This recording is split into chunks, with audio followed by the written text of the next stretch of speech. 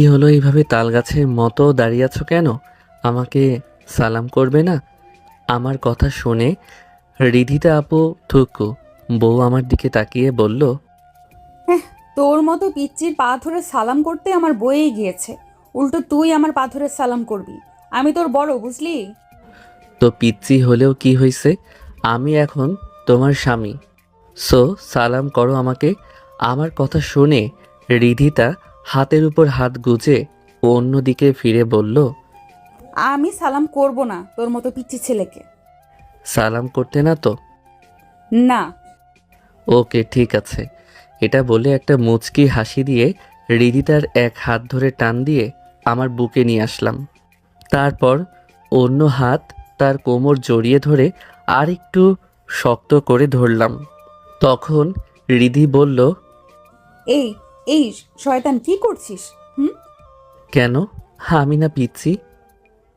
তা পিচ্ছি ছেঁড়া কি করতে পারে এটা দেখাচ্ছি আর কি। দেখ আয়ান, উল্টোপাল্টা কিন্তু করার চিন্তাও করবি না, না হলে ভালো হবে না কিন্তু। ও মা, তাই নাকি মিসেস জেদি বউ? হুম, তাই। এখন ছাড় আমাকে, ছাড় বলছি। এইবার তার মুখের সামনে চলে আসা চুলগুলো আলতো করে ফু দিলে সরিয়ে দিতেই রিধি চুপ হয়ে গেল।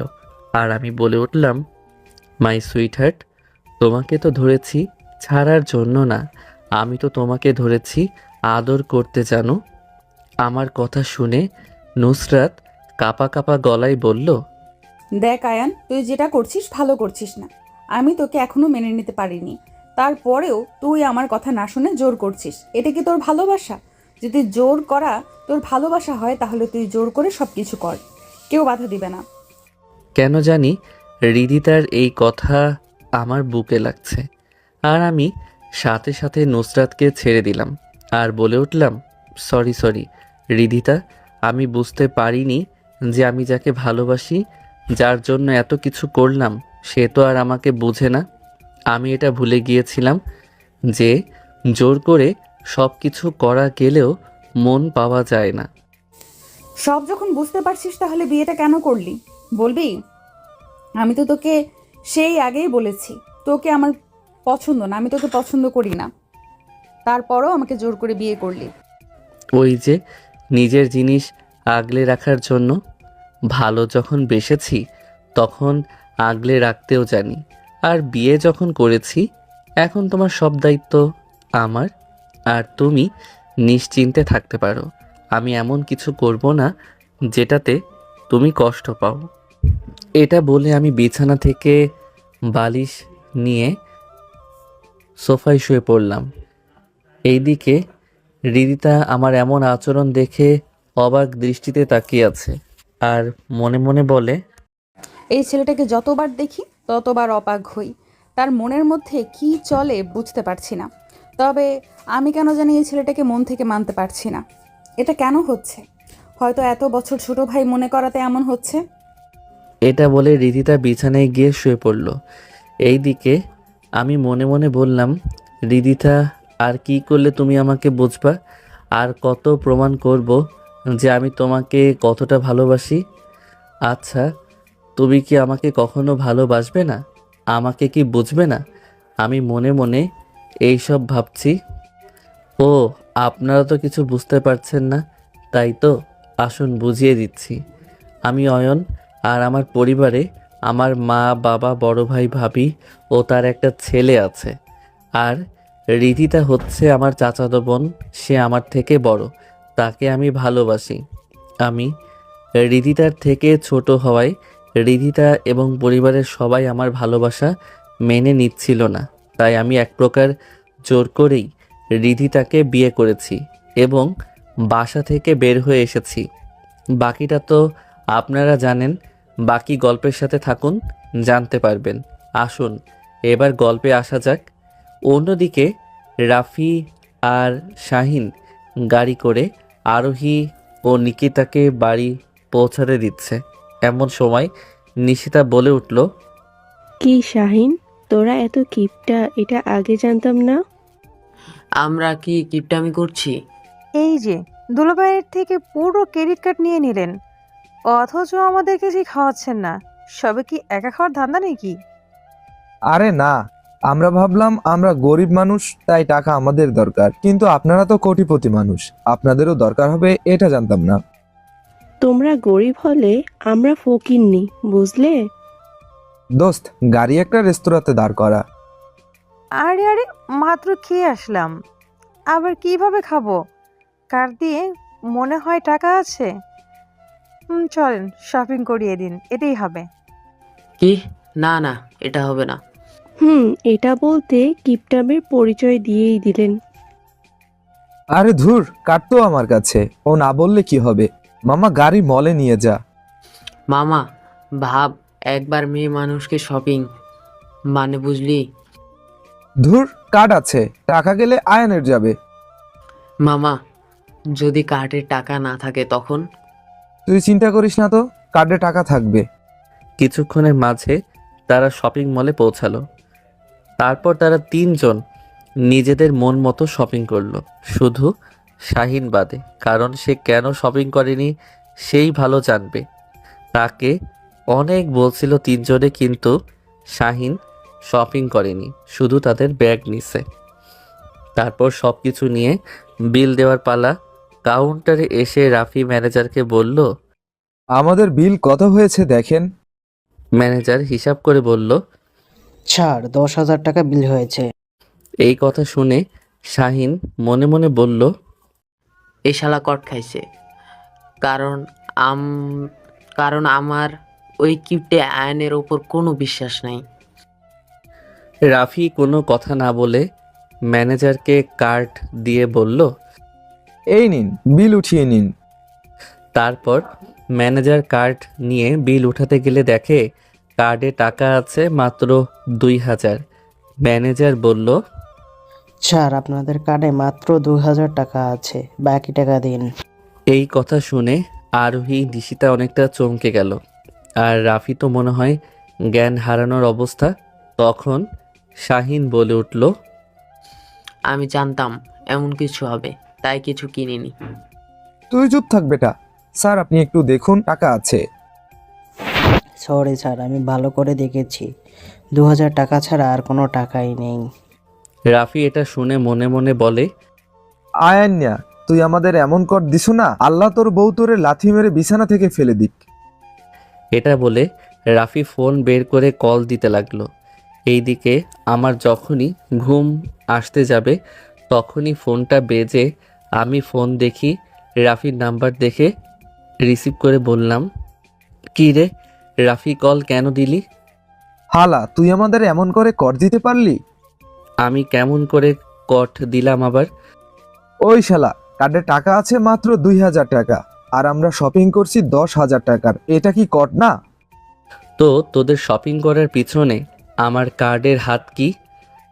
এখন তোর কার্ড দিয়ে বিল দিতে গেলে দেখি কার্ডে টাকা নাই, এটা কি আমাদের সাথে বেইমানি করিসনি? আমি তোদের সাথে কি বেইমানি করলাম? তোরা কার্ড চেয়েছিস, আমি কার্ড দিলাম, সেখানে ছিল তো 2,000 টাকা। আর তোদের কে বলছে পাকনামি করে টাকা না দেখে শপিং করতে? যাও এখন শপিং মল পরিষ্কার করো, আমি এর মধ্যে নাই বাবা। এটা বলে ফোন কেটে দিলাম। হালারা আইসে আমার থেকে টাকা মারতে, হি হি হি। এইদিকে রাফি মহা মুশকিলে পড়ছে, কে জানতো কার্ডে টাকা থাকবে না। নাও, এবার ঠেলা সামলাও। ভাগ্য ভালো আমি কিছু কিনিনি, কিছু নিইনি। তুই চুপ থাক, এদিকে আমার মাথা গরম, আর তুই এর মাঝে আরো লাকড়ি দিচ্ছিস। ওই আয়ানকে হাতের কাছে পাই, তারপর দেখাবো এই রাফি কি জিনিস। তখন ম্যানেজার বলে উঠল,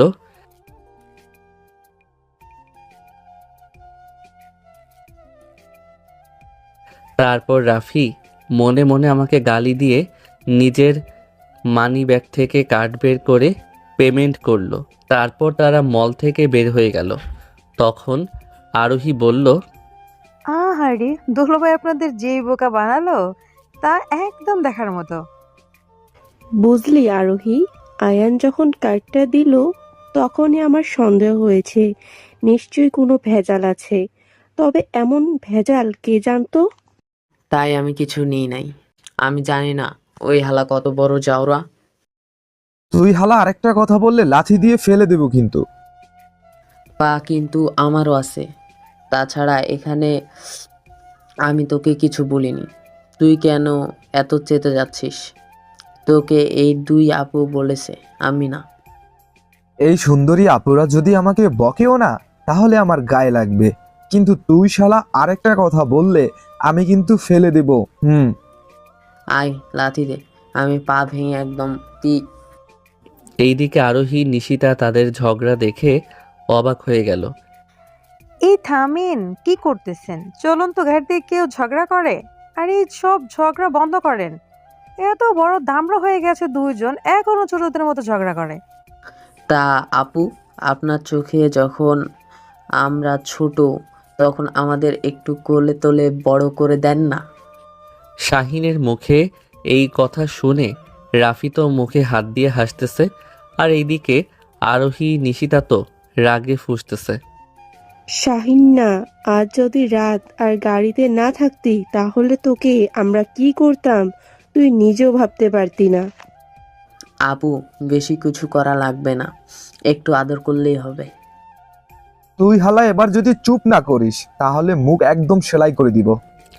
রাফির কথা শুনে শাহিন চুপ হয়ে গেল, আর নিশিতা আরোহী দুইজনই রাগী দৃষ্টিতে তাকিয়ে ফুঁসতেছে। আরোহী ও নিশিতাকে তাদের বাড়ি পৌঁছে দিয়ে রাফি ও শাহিন চলে গেল। ভোরবেলা রিধিতা ঘুম থেকে উঠে দেখে আয়ান মনের সুখে ঘুমিয়ে আছে। রিধিতা আয়ানের কাছে এসে তার চেহারার দিকে তাকিয়ে বলল, ফাজিলটা কত সুন্দর করে ঘুমিয়ে আছে। এখন দেখলে বোঝা যায় না সে এতটা রাগী। আর আমারে পেতে না কত না কিছু করলো। আবার কাল রাতে ভিন্ন রূপ দেখলাম। এত কিছু করে আমাকে পেয়ে এখন বলে আমার অনুমতি ছাড়া আমাকে ছোবে না। আমি ওকে আসলে বুঝতে পারছি না আসলে ও কেমন। আমার দিকে বেশ কিছুক্ষণ তাকিয়ে এগুলো বলল, তারপর আবার বলে উঠল, এই যা, যেই কারণে উঠলাম তা তো হলো না। এই বলে রিদিতা ওয়াশরুমে চলে গেল। কিছুক্ষণ পরে এক বালতি পানি এনে দিল আমার গায়ে ঢেলে। এইদিকে আমি ঘুমাচ্ছিলাম, হঠাৎ গায়ে পানি পড়াতে চমকে এক লাফে ঘুম থেকে উঠে দাঁড়িয়ে গেলাম। এইদিকে আমার এমন অবস্থা দেখে রিদিতা হাসতে লাগলো। আমি নিজের দিকে একবার তাকিয়ে রিদিতার দিকে তাকাতেই দেখি বউ আমার মনের সুখে হাসতেছে। আমি রিধিতার হাসি দেখে সবকিছু ভুলে গিয়ে তার হাসির দিকে এক দৃষ্টিতে তাকিয়ে আছি। মনে হয় এমন হাসি দেখে সারা জীবন কাটিয়ে দিতে পারবো। রিধিতা আমাকে তার দিকে তাকিয়ে থাকতে দেখে হাসি থামিয়ে আমার কাছে এসে ঠাস করে আমার মাথায় থাপ্পড় দিল। রিধিতার থাপ্পড় খেয়ে আমি হুঁশে ফিরে মাথায় হাত দিয়ে বললাম, ওই আমাকে মারলা কেন? এইভাবে তাকিয়ে আছিস কেন? তোমার হাসি দেখছি তাই তাকিয়ে আছি। হয়েছে, আর পাম দিতে হবে না। কাপড় পাল্টে নামাজ পড়, না হলে নামাজের সময় চলে যাবে। এই জন্য কি পানি ঢেলে ডাকতে হয়? তোমার যেই মধুর সুর, এমনি ডাক দিলে আমি উঠে যেতাম। আমার ইচ্ছে হয়েছে তাই পানি ঢালছি। এখন কথা না বাড়িয়ে যা অজু করে আয়। আমি আর কথা না বলে একটা লুঙ্গি নিয়ে ওয়াশরুমে চলে গেলাম। অন্যদিকে রিধিতা বলল, কি চান্দু, সবে তো শুরু, আমাকে বিয়ে করেছো আর আমি বউ হয়ে জ্বালাবো না তো কি করে হয়? আজ থেকে দেখো এই রিদিতা কি জিনিস। এটা বলে রিধিতা জায়নামাজ নিয়ে নামাজ পড়তে লাগলো। অজু আমার জন্য বালতি করে পানি নিয়ে আসার সময় করে এসেছে। আমি ওয়াশরুম থেকে ফ্রেশ হয়ে অজু করে রিধিতার সাথে নামাজ পড়তে লাগলাম। আমি নামাজ শেষ করতেই রিধিতা বলে উঠল, একটু বস, আমি আসছি। এটা বলে রিধিতা উঠে টেবিলের সামনে গিয়ে একটা খাতা নিয়ে কি জানি লিখতে লাগলো। একটু পর আমার কাছে লিস্ট নিয়ে এসে বলল, যা এগুলো নিয়ে আয়। এগুলো কি? আমার কথা বলতে দেরি রিধিতার মাথায় থাপ্পড় দিতে দেরি হলো না। থাপ্পড় দিয়ে বলল, গাধা, খুব তো নাচতে নাচতে বিয়ে করে নিয়ে এসেছিস, তা বিয়ের পর যে সংসার করতে হয় এটা জানিস না? রিধিতার দিকে তাকিয়ে বললাম, জানি, তবে তোমার রাগী চেহারাটা দেখতে ভালো লাগে। আর একটা কথা বলবি তো আর একটা থাপ্পড় দিমু। সারাক্ষণ লুচ্চামের ধান্দায় থাকে লুচ্চা বেটা। এখনও তো লুচ্চামি করতে পারলাম না, তাই লুচ্চামি করার ধান্দায় থাকি। কি বললি কুত্তা? আমাকে আর পাইকে আমি লুঙ্গি পরে দিলাম দৌড়, আর এমন দৌড় দেখে রিধিতা ফিক করে হেসে দিয়ে বলল। পাগল একটা। তারপর রিধিতা ঘর গোছাতে লাগলো। এইদিকে আমি রিধিতার লিস্ট করা সব কিছু নিয়ে বাসায় ফিরে কলিং বেল দিতেই নুসরাত এসে দরজা খুলে দিল। তারপর আমি সবগুলো বাজার রান্নাঘরে রেখে সোফা এসে বসলাম। তারপর বললাম, ওগো আমার রাগী সিনিয়র বউ, আমার জন্য এক গ্লাস পানি নিয়ে আসো তো। রিধিতা রান্নাঘর থেকে বলে উঠল, টেবিলের পাশে আছে, নিয়ে খা। আমি দেখছি সত্যি পানি আছে, কিন্তু আমার উদ্দেশ্য তো বউকে একটু রাগানো। আমার গায়ে সকালে পানি ঢালার মজা হালকা হলেও তো বোঝাবো। আরে ওগুলো ভালো না, তোমার হাতে নিয়ে আসো না। এইদিকে রিধিতা রেগে বলে উঠল, শয়তান, আমারে জ্বালানোর চিন্তায় আছিস তাই না? দাঁড়া, তোকে পানি খাওয়াচ্ছি। এটা বলে গ্লাসে পানি ঢেলে তাতে 3 চামচ লবণ মিশালো আর বলল, এমন পানি খাওয়াবো যে আর কখনো আমার হাতে পানি খাওয়ার নাম নিবি না। রিধিতা হাতে করে পানির গ্লাস নিয়ে আমার কাছে এসে বলল, এই নিন স্বামী, পানি খেয়ে আমাকে উদ্ধার করেন। আমি একটা হাসি দিয়ে হাত বাড়ালাম পানির গ্লাস নিতে, কিন্তু আমি সেই হাত দিয়ে রিধিতার হাত ধরে আরেক হাত ধরে পানির গ্লাসটা নিয়ে পাশে টেবিলে রাখলাম। এই ফাজিল, হাত ছাড় আমার। আমি কিছু না বলে রিধিতাকে এক টান দিয়ে আমার কোলে বসিয়ে তার কোমর জড়িয়ে ধরে বললাম, জানো আমার তো পানি খেতে না, তোমার আদর খেতে ইচ্ছে করছে। আর আমার আদর দিতে হবে না, থাপ্পড় দিতে মন চাইছে।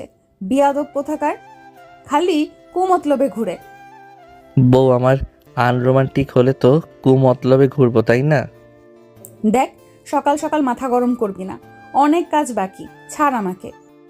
ওকে ছাড়বো, তবে আমাকে একটা চুমু দিতে হবে আর তুমি বলতে হবে।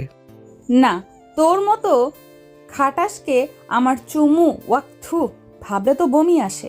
আর আমি পিচ্চি কাউকে তুমি বলি না। ও মা, তাই নাকি? তাহলে তো এই পিচ্চির কেরামতি দেখাতে হয় বেবি। এটা বলে রিধিতার মাথা ঘুরিয়ে আমার দিকে ফিরালাম। সাথে সাথে রিধিতা আমাকে কাঁপা কাঁপা গলায় বলল, দেখ তো, তুই এটা কিন্তু ভালো করছিস না।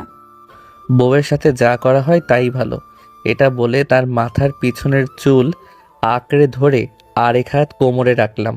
আমি আস্তে আস্তে তার মুখের সামনে আমার মুখ নিয়ে আসলাম। আমি এত কাছে আসতেই রিধিতা তার চোখ জোড়া বন্ধ করে নিল। সে নিস্তব্ধ হয়ে গেল। তার বুকের হার্টবিট বেড়ে চলছে। এইদিকে আমি তাকে একদম কাছে নিয়ে এসে তার কপালে একটা চুমু দিলাম আর 2 গালে 2টা চুমু দিলাম। তারপর ছেড়ে দিয়ে বললাম, যাও যাও, এখন বমি করো গা বেবি, আর সবাইকে বলতে থাকবে আমি বাবা হতে চলেছি। আমার এই কথা শুনে রিধিতা আমার দিকে রাগে দৃষ্টিতে তাকিয়ে বলল, কুত্তা, তোকে আমি পরে দেখে নিব। এটা বলে রান্নাঘরে চলে গেল।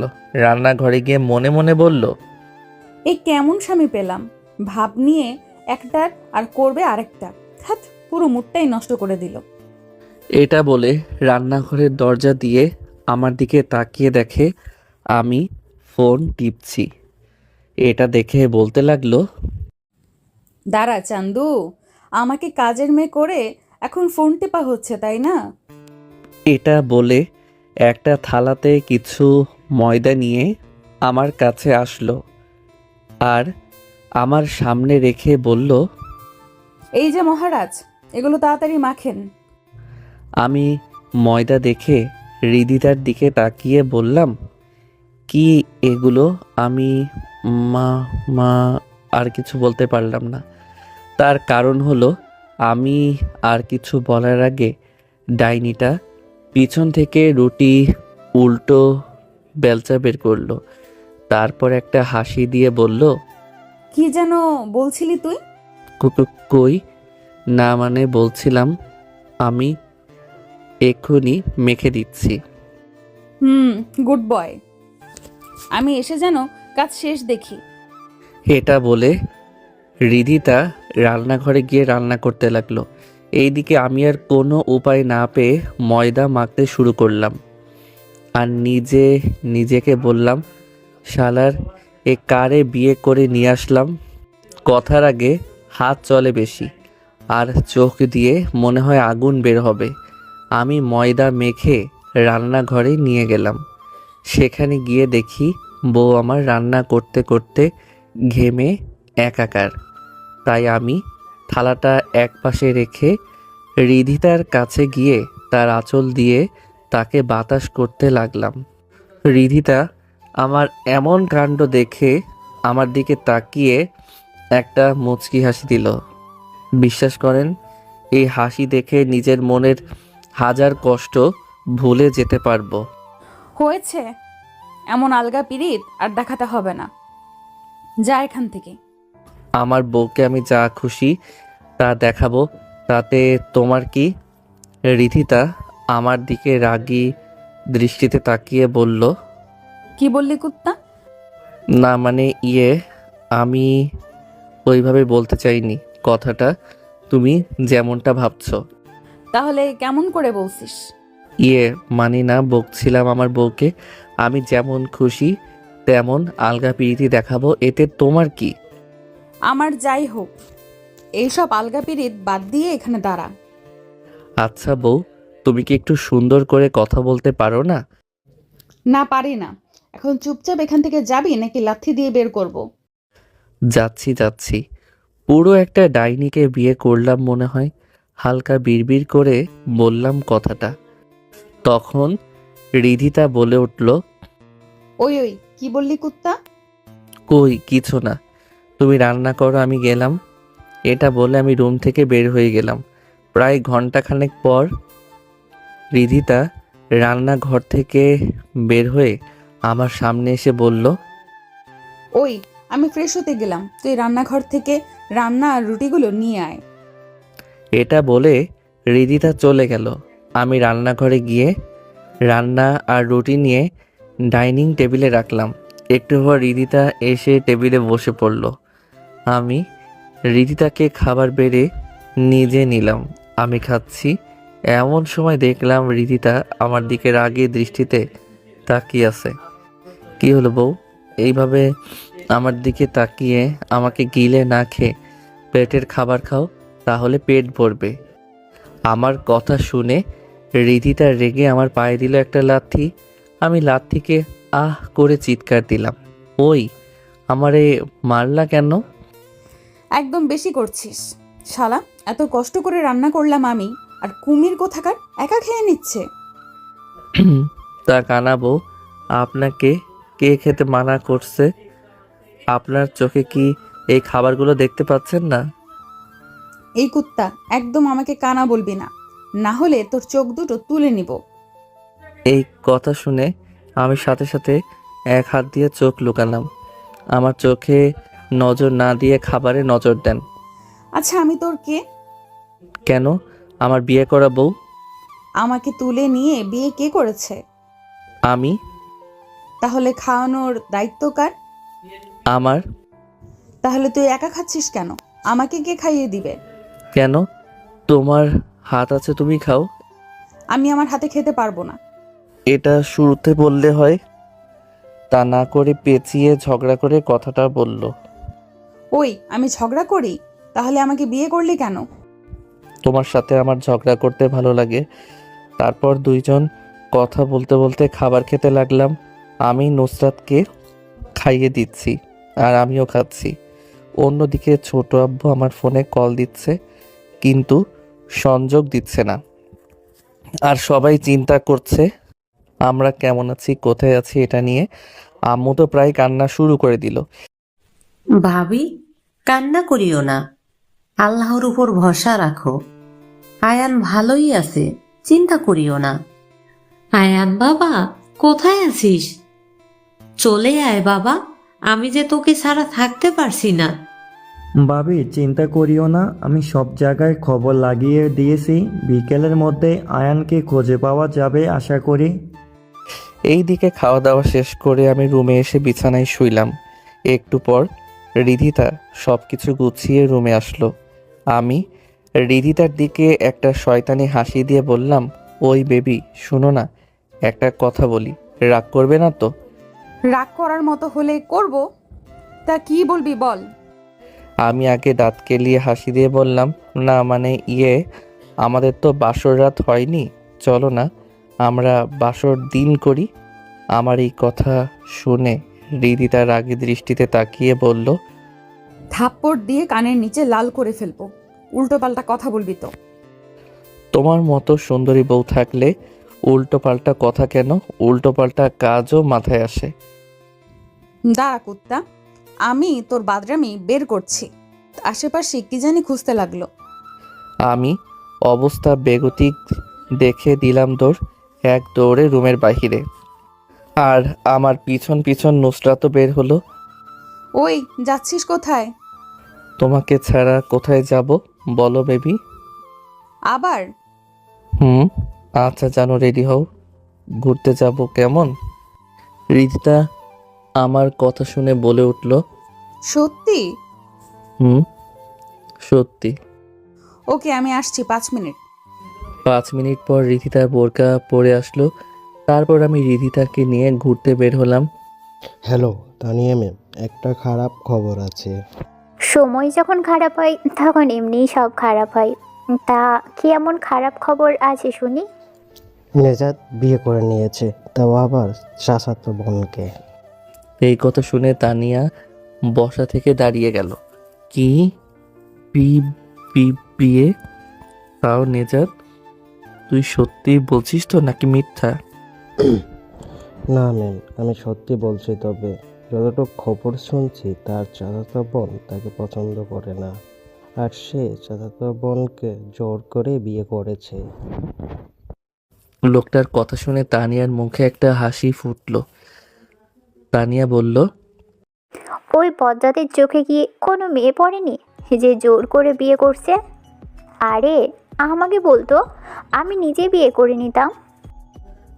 এটা বলে ফোন কেটে দিল তানিয়া আর মনে মনে বলল, ভাবছিলাম তোমাকে নিজের করে পেতে একটু কষ্ট করতে হবে, কিন্তু এখন দেখছি হালকা করলেই হবে, কারণ আগুনে ঘি ঢাললে আগুন আরো জোরে জ্বলে ওঠে। এইদিকে রমজান সাহেব তার ছেলের রুমে গিয়ে বলল,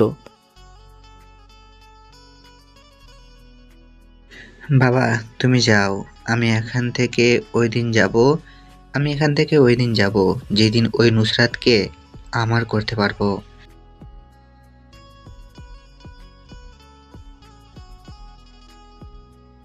বাবা ওখানের ব্যবসা তুমি দেখো, এখানে আমি সামলাবো, তুমি যাও। আমি আর কিছু শুনতে বা বুঝতে চাই না, যাও তোমরা। রমজান সাহেব ছেলের এমন কথা শুনে কিছু বলতে গিয়েও না বলে চলে যেতে লাগলো। এইদিকে আমি আর রিদিতা দুপুর পর্যন্ত ঘুরলাম। তারপর একটা রেস্তোরাঁতে দুপুরের খাবার খেলাম। তারপর বাসায় এসে দুইজন নামাজ পড়া শেষ করলাম। তারপর আমি বিছানায় শুলাম। তখন রিদিতা দাঁড়িয়ে আমার দিকে তাকিয়ে থাকলো। কি হলো, এইভাবে তাকিয়ে আছো কেন? তুই বিছানায় কেন? নাম বিছানা থেকে। অনেক ক্লান্ত, বিছানায় ঘুমাই একটু, তুমিও ঘুমাও। আমারে ভূতে ধরছে, তোর মতো লুচ্চার সাথে এক বিছানায় ঘুমাবো? নাম বলছি। লুচ্চামি করলে নিজের বউয়ের সাথে করব। আমি তোকে এখনো স্বামী হিসেবে মানি না। তাহলে আজ এত কিছু করলা কেন? খাবার তৈরি, বউয়ের মতো আচরণ। আমি তোর সাথে সংসার করে যাব কারণ কাগজে কলমে তুই আমার স্বামী। তবে তোকে না স্বামী মানব আর না অধিকার দেব। আমাদের মধ্যে স্বামী স্ত্রীর সম্পর্কের কথা শুধু আমাদের মধ্যে থাকবে, বাহিরে আমরা চাচাতো ভাই বোন। এখন সুন্দর করে নেমে যাও, আমি ঘুমাবো। আমি আর কিছু না বলে বিছানা থেকে নেমে সোফায় শুয়ে পড়লাম। তারপর বিকাল পর্যন্ত ঘুমালাম। বিকালে আমার ঘুম ভাঙতে দেখি রিধিতা রুমে নেই। আমি রুম থেকে বের হয়ে দেখি রিধিতা টিভি দেখছে। আমি সামনে গিয়ে বললাম, যাও গিয়ে রেডি হও। কেন? গেলে দেখতে পাবে যেটা বলছি ওটা করো। আমার কথা মতো রিধিতা রেডি হয়ে আসতেই আমি রিধিতাকে নিয়ে বের হলাম। রিক্সা চলছে তার আপন গতিতে, আর আমি নিস্তব্ধ হয়ে সেই গতিকে অনুভব করার চেষ্টা করছি। হঠাৎ আহ করে একটা চিৎকার শুনতে পেলাম, আর সাথে সাথে রিক্সা থামিয়ে দিল চাচা। আমি সামনে তাকিয়ে দেখি একটা মেয়ে রিক্সার সামনে পড়ে আছে। আমি দৌড়ে নেমে হাঁটু গেড়ে বসে বললাম, আপু আপনি ঠিক আছেন তো? এইদিকে মেয়েটা তার ডান পা ধরে বলতে লাগলো, আহ, মরে গেলাম গো, কি ব্যথা, প্লিজ কেউ হেল্প করেন প্লিজ। মেয়েটার এমন কান্না শুনে চারপাশের লোকজন চলে আসলো। তখন আমি বলে উঠলাম, চাচা একটু ধরেন উনাকে, রিক্সা করে হাসপাতালে নিয়ে যাই। তারপর আমি আর রিক্সা চালক মামা মেয়েটাকে তুলতেই দেখি মেয়েটার পা থেকে রক্ত বের হচ্ছে। এই দিকে মেয়েটা রক্ত দেখে সাথে সাথে অজ্ঞান হয়ে আমার দিকে ঢলে পড়ল। বাবা, মেয়েটা তো অজ্ঞান হয়ে গেল, এখন কি করা যায়? চাচা আমি রিক্সায় তুলছি, দাঁড়ান। এটা বলে আমি মেয়েটাকে কোলে নিতেই মেয়েটার চেহারা দেখে কেমন চেনা চেনা লাগলো। আগে কোথাও দেখেছি মনে হয়েছিল, বাট মনে পড়ছে না। আমি এত কিছু না ভেবে মেয়েটাকে অনেক কষ্টে কোলে নিয়ে রিক্সায় তুললাম। তারপর রিধিতাকে খুঁজতে লাগলাম। আমি দেখলাম রিধিতা একপাশে দাঁড়িয়ে সব দেখছে। আমি ডাকতেই আসলো, বলো কি বলবা? তুমি আপুটাকে নিয়ে হাসপাতালে যাও, আমি পিছন পিছন আসতেছি। না, তুই যা, যেভাবে ধরে আছিস ওইভাবে যা, আমি এখানে আছি। আমি রিধিতার কথাই বুঝতে পারছি মেয়েটাকে ধরাতে সে একটু রাগ করছে। দেখো এখন কথা বলার সময় নেই, তুমি আপুকে নিয়ে হাসপাতালে যাও। তারপর আমি নামলাম, রিধিতা উঠে পড়ল। তারপর মেয়েটাকে হাসপাতালে নিয়ে যেতে লাগলো। এইদিকে আমি আরেকটা রিক্সা নিয়ে তাদের পিছনে যেতে লাগলাম। কিছুক্ষণ পর হাসপাতালে এসে রিক্সা থামলো। তারপর দুইজন ওয়ার্ড বয় প্যাচার স্ট্রেচার নিয়ে আসতেই মেয়েটাকে সেখানে নিয়ে গেল। তারপর আমি রিধিতার সাথে রিক্সা চালক চাচাও হাসপাতালের ভিতরে গেলাম। মেয়েটাকে একটা কেবিনে নিয়ে গেল, সাথে ডাক্তার ঢুকলো। একটু পর রিধিতা বলে উঠল, এখন তো মেয়েটাকে আনা হয়েছে, তাহলে চল আমরা যেখানে যাচ্ছিলাম সেখানে যাই। আচ্ছা তোমার কি একটু মনুষ্যত্ব নেই? একটা মেয়ে আমাদের গাড়ির সাথে অ্যাক্সিডেন্ট করলো, তাকে এখন চিকিৎসা দেওয়ার দায়িত্ব আমাদের, আর তুমি বলছো? ওই রাখ তোর জ্ঞান দেওয়া, আমাদের দায়িত্ব হাসপাতালে আনার, আমরা এনেছি, এখন বাকি দায়িত্ব ডাক্তারদের, চল। তুমি চুপ থাকো, ডাক্তার যতক্ষণ কিছু বলবে না ততক্ষণ এখান থেকে যাওয়ার কোনো প্রশ্ন আসে না। আমার কথা শুনে রিধিতা আর কিছু বলল না। এইদিকে চাচা আমাকে বলতে লাগলো, বাবা, এখন আমার কি হবে? আমার তো দোষ নেই, মেয়েটা হুট করে আমার রিক্সায় চলে এসেছে। চাচা আপনি কোনো চিন্তা করবেন না, আপনার কিছু হবে না, এখন আপনি চলে যান। কিন্তু বাবা, যদি কি... আমি বলছি না কিছু হবে না। আর হ্যাঁ, এই নিন ভাড়া, এখন আপনি বাসায় চলে যান। কিন্তু বাবা, আমি তো তোমাদের এখনো পৌঁছে দিতে পারলাম না। সমস্যা নাই চাচা, আপনি যান। তারপর চাচার কিছু না বলে বিদায় নিয়ে চলে গেল। প্রায় ঘন্টাখানেক পর ডাক্তার রুম থেকে বের হতেই আমি গিয়ে ডাক্তারকে বললাম, স্যার রোগীর কি অবস্থা? চিন্তার কোনো কারণ নেই, পাটা হালকা মুচকে গিয়েছে আর একটু কেটে গিয়েছে, ওটা ওয়াশ করে ব্যান্ডেজ করে দিয়েছি। এখন কি আমরা দেখা করতে পারবো? পারবেন, চাইলে নিয়েও যেতে পারেন, সমস্যা নেই। এটা বলে ডাক্তার চলে গেল। তারপর আমি আর রিধিতা কেবিনে ঢুকতেই দেখি মেয়েটা হেলান দিয়ে বসে আছে। আমি মেয়েটার কাছে গিয়ে বললাম, কেমন আছেন এখন? মেয়েটা আমার দিকে তাকিয়ে বলল, ভালো আছি, আপনাদের অনেক ধন্যবাদ আমাকে হাসপাতালে নিয়ে আসার জন্য। আরে না, এটা তো আমাদের দায়িত্ব। আচ্ছা, আপনি সিটি কলেজে পড়েন না মনে হয়? হুম, পড়ি। আপনি হয়তো আমাকে চিনতে পারেননি। ওই দিন আপনার সাথে আমার ধাক্কা লাগলো, সেই মেয়েটাই আমি। ও, এইবার চিনতে পেরেছি। তাই তো বলি, আপনাকে কোথায় যেন দেখেছি মনে হয়। আমার নাম তানিয়া। আপনার? জি, আয়ান। নেই, এখানে রিধিতা আছে। আমাদের এমন কথা বলতে দেখে রিধিতা বলে উঠল, তা বাসার ঠিকানাও দিতে হবে নাকি? রিধিতার কথা শুনে দুইজনই রিধিতার দিকে তাকালাম। তখন তানিয়া আমার দিকে তাকিয়ে ইশারায় বলল, মেয়েটাকে? আমি একটা হাসি দিয়ে বললাম, আমার আর কিছু বলতে যাব তার আগে দুপুরে রিধিতার বলা কথা মনে পড়ে গেল। সে বলছিল বাহিরে কেউ যাতে জানতে না পারে আমি আর ও স্বামী স্ত্রী। তাই আমি বললাম উনি আমার চাচাতো বোন। তখন আমার কথা শুনে রিধিতা ভীষণ রেগে গেল, কিন্তু প্রকাশ করলো না। ও আচ্ছা, আমরা চলে যাব। আপনি আপনার বাবা ভাই কারোর নাম্বার দিন, আমি তাদের কল দিয়ে আসতে বলি। ওটার প্রয়োজন নেই, আমাকে আমার ব্যাগটা দিলে হবে। তখন রিধিতা সেই মেয়েটার ব্যাগটা দিয়ে দিল। আসলে এখানে আসার সময় রিধিতাকে আমি কুড়িয়ে দিয়েছিলাম। এখন আপনারা যেতে পারবেন।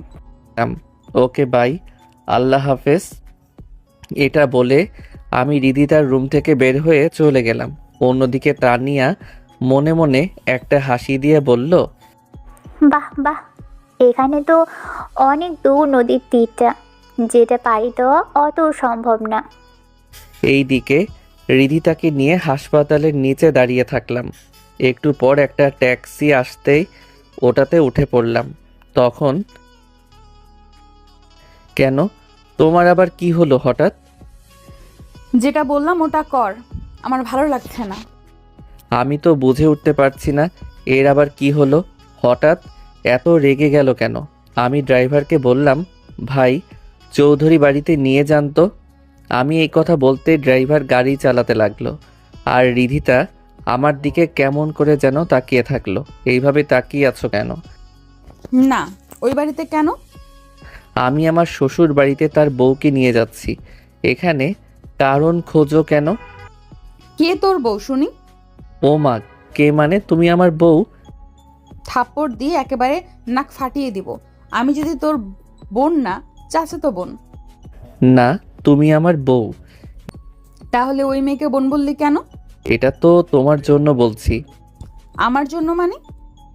কারণ তুমি বিকালে বলছিলে আমরা যে স্বামী স্ত্রী তা কেউ জানতে না পারে। আমার কথা শুনে রিধিতা চুপ হয়ে গেল আর মনে মনে বলল, দূর, কেন যে ভাবিনি কথাটা বলতে গেলাম। এখন এই ফাজিল যেই যাওরা যেখানে যাব সেখানে বোন বানিয়ে দিবে। থ্যাত, ইচ্ছে করছে নিজের চুল নিজে ছিঁড়ি। এইদিকে আমি রিধিতাকে চুপ থাকতে দেখে আর কিছু বললাম না। একটু পর গাড়ি বাজারে আসতেই আমি থামাতে বলতে ড্রাইভার গাড়ি থামালো। তারপর, তুমি এখানে বসো, আমি একটু পরে আসতেছি। এটা বলে আমি ট্যাক্সি থেকে নেমে ফলের দোকানে গেলাম। সেখান থেকে ফলমূল কিনে গেলাম মিষ্টির দোকানে। তারপর ওখান থেকে মিষ্টি কিনে চলে আসলাম ট্যাক্সিতে। আমি ট্যাক্সিতে উঠতেই রিধিতা আমার হাতে এইসব দেখে বলল, এইসব কি জন্য নিয়ে যাচ্ছ? শ্বশুর বাড়িতে প্রথম যাচ্ছি, আর কিছু নিয়ে না গেলে কেমন হয় না? তাই বলে এত কিছু? তোমার এইসব নিয়ে এত ভাবতে হবে না। কিছুক্ষণ পর আমাদের বাড়ির সামনে গাড়ি এসে থামলো। তারপর গাড়ি থেকে ভাড়া মিটিয়ে রিধিতাকে সব কিছু দিয়ে বললাম, তুমি যাও। তুমি যাবে না? না, আমার একটু কাজ পড়েছে, তুমি ভিতরে যাও। তুই না গেলে আমিও যাব না। তো আমার কাজ পড়েছে, তুমি যাও। এটার মানে তুই এই বাড়িতে যাবি না? যদি তাড়াতাড়ি কাজ শেষ হয় তাহলে যেতে পারবো। তাছাড়া কাজ কখন শেষ হবে তা জানি না। এমনিতেই বাড়িতে যাওয়ার যোগ্যতা আমার নেই। এখন চুপচাপ তুমি যাও তো। এটা বলে রিধিতাকে অনেকটা জোর করে গেট দিয়ে ভিতরে পাঠিয়ে দিয়ে আমি হাঁটা ধরলাম। অন্যদিকে রিধিতা বলল, তুই আমার বাসায় একা পাঠাইছিস না? এই বাসায় তুই না ঢোকা পর্যন্ত আমি ওই বাসা থেকে বের হব না। এটা বলে রিধিতা বাসার দরজার সামনে গিয়ে কলিং বেল দিল। কিছুক্ষণ পর দরজা খুলে দিল ভাবি। ভাবি রিধিতাকে দেখে বলল, রিধিতা তুমি? এটা বলে গলা টেনে পিছনে আশেপাশে তাকাতে লাগলো, আবার বলল, আয়ান কই? ভাবি ওই বেটার কথা বলবেন না। এত করে বলছি বাসায় আসতে, কিন্তু আসলো না। আমাকে পাঠিয়ে দিয়ে কাজের বাহানা করে চলে গেল। এইদিকে আম্মু, ছোট আম্মু সোফায় বসে কথা বলছে। এমন সময় আম্মু বলে উঠল, রাকিবের আম্মু, তুমি কার সাথে কথা বলছো? তোমার বউ মার সাথে আম্মু। বৌমা মানে? এসে দেখে যাও। এটা বলে ভাবি রিধিতাকে হাত ধরে ভিতরে নিয়ে আসলো। আর আম্মু রিধিতাকে দেখে দৌড়ে এসে জড়িয়ে ধরে বলল, মা তোরা এসেছিস? কই আমার ছেলে কই? বাহিরে বুঝি? আম্মু এমন উতলা হয়ে আমাকে খুঁজতে দেখে রিধিতা কি বলবে বুঝতে পারছে না। রিধিতা মাথা নিচু করে বলল, ওর নাকি কি কাজ পড়েছে, তাই আমাকে বাসায় নামিয়ে দিয়ে চলে গেল। আমি অনেক চেষ্টা করছি কিন্তু আসেনি, তাই আমিও মনে মনে একটা কথা ভেবে রাখছি। কি? তোমার ছেলে এই বাসায় না আসা পর্যন্ত আমি ওর কাছে যাব না। এই না হলে আমার বৌমা, একদম ঠিক কাজ করেছিস। এইবার দেখি আমার বাদর ছেলে আমার কাছে না এসে পারে কি না। তা তোর হাতে এগুলো কি? সব তোমার ছেলে দিয়েছে। নিজের বাসায় আসতে এইসব লাগে? আমি মানা করছি কিন্তু শোনেনি। তা আমার দুই আব্বু কই? অফিসে গিয়েছে। এখন এখানে দাঁড়িয়ে না থেকে সোফায় বস। বড় বৌমা, তুমি নাস্তা নিয়ে আসো। থাক আম্মু, আমার নাস্তা লাগবে। আমার অনেক কাজ, রুমে যাই। এটা বলে রিধিতা উঠতেই রাকিব কোথা থেকে দৌড়ে এসে রিধিতার কোলে উঠে বলল, ছোট আম্মু, তুমি কই ছিলা? জানো তোমাকে আমি কত খুঁজেছি। রাকিবের মুখে ফুপি না শুনে রিধিতা বলল, রাকিব, তুমি আমাকে ছোট আম্মু বললে কেন? আম্মু বলতে বলছে তাই বলছি। আচ্ছা, তোমার সাথে নাকি চাচ্চু গিয়েছে? চাচ্চু কই? ওই বেটা আমারে অনেক দিন হলো চকলেট দেয়নি, তাকে পেলে খামচি দিমু। তোমার চাচ্চু অনেক পচা। আসুক আজ, দুইজন মিলে খামচি দিব, কেমন? ছোট আম্মু আসো গাছ। তারপর রিধিতা রাকিবকে কোল থেকে নামিয়ে দিল আর নিজের রুমে যেতে লাগলো। তখন আম্মু বলল, রিধি, ওই দিকে কই যাস? আয়ানের রুম তো এই দিকে। আম্মু, আমার রুমে অনেক জিনিস আছে না, ওগুলো নিয়ে যাব তাই।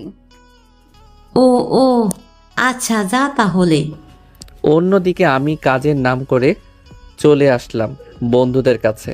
আসলে ওই বাড়িতে আমি যাব না, কারণ আপনারা জানেন। এখন প্রশ্ন হলো, আমি না গেলে রিধিতাকে পাঠালাম কেন? সব ঝামেলা আমার সাথে। সো আমি ওই বাসায় যাব না। রিধিতার সাথে কিছু হয়নি বা সে দোষ করেনি, তাই আমি চাই না রিধিতা তার পরিবার থেকে দূরে থাকুক। 2 দিন ওখানে থাক, তারপর নিয়ে আসবো। এমনিতেই আমার সাথে থাকা আর না থাকার সমান। অন্যদিকে এইদিকে সিফাত কাকে জানি কল দিয়ে বলল, কিরে, কিছু কি খুঁজে পেলি? কার সাথে প্রেম করে বা কাকে পছন্দ করে? আসলে স্যার, প্রেম নয়, তাদের ডাইরেক্ট বিয়ে হয়েছে। এই কথা শুনে সিফাত দাঁড়িয়ে গেল আর রাগে কটমট করে বলল, কে কাকে বিয়ে করেছে তার সব ডিটেলস আমাকে দে। স্যার, সে তো চাচাতো ভাইকে বিয়ে করেছে।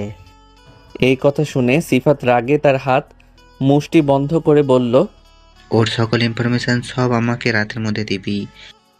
এটা বলে ফোন কেটে দিল সিফাত আর মনে মনে বলল, এইদিকে রাত হয়ে গেল, এখন আমি বাসায় আসছি না দেখে আম্মু রিধিতার কাছে গেল। রিধিমা, রাত 9টা বাজে, এখনো আয়ান আসলো না?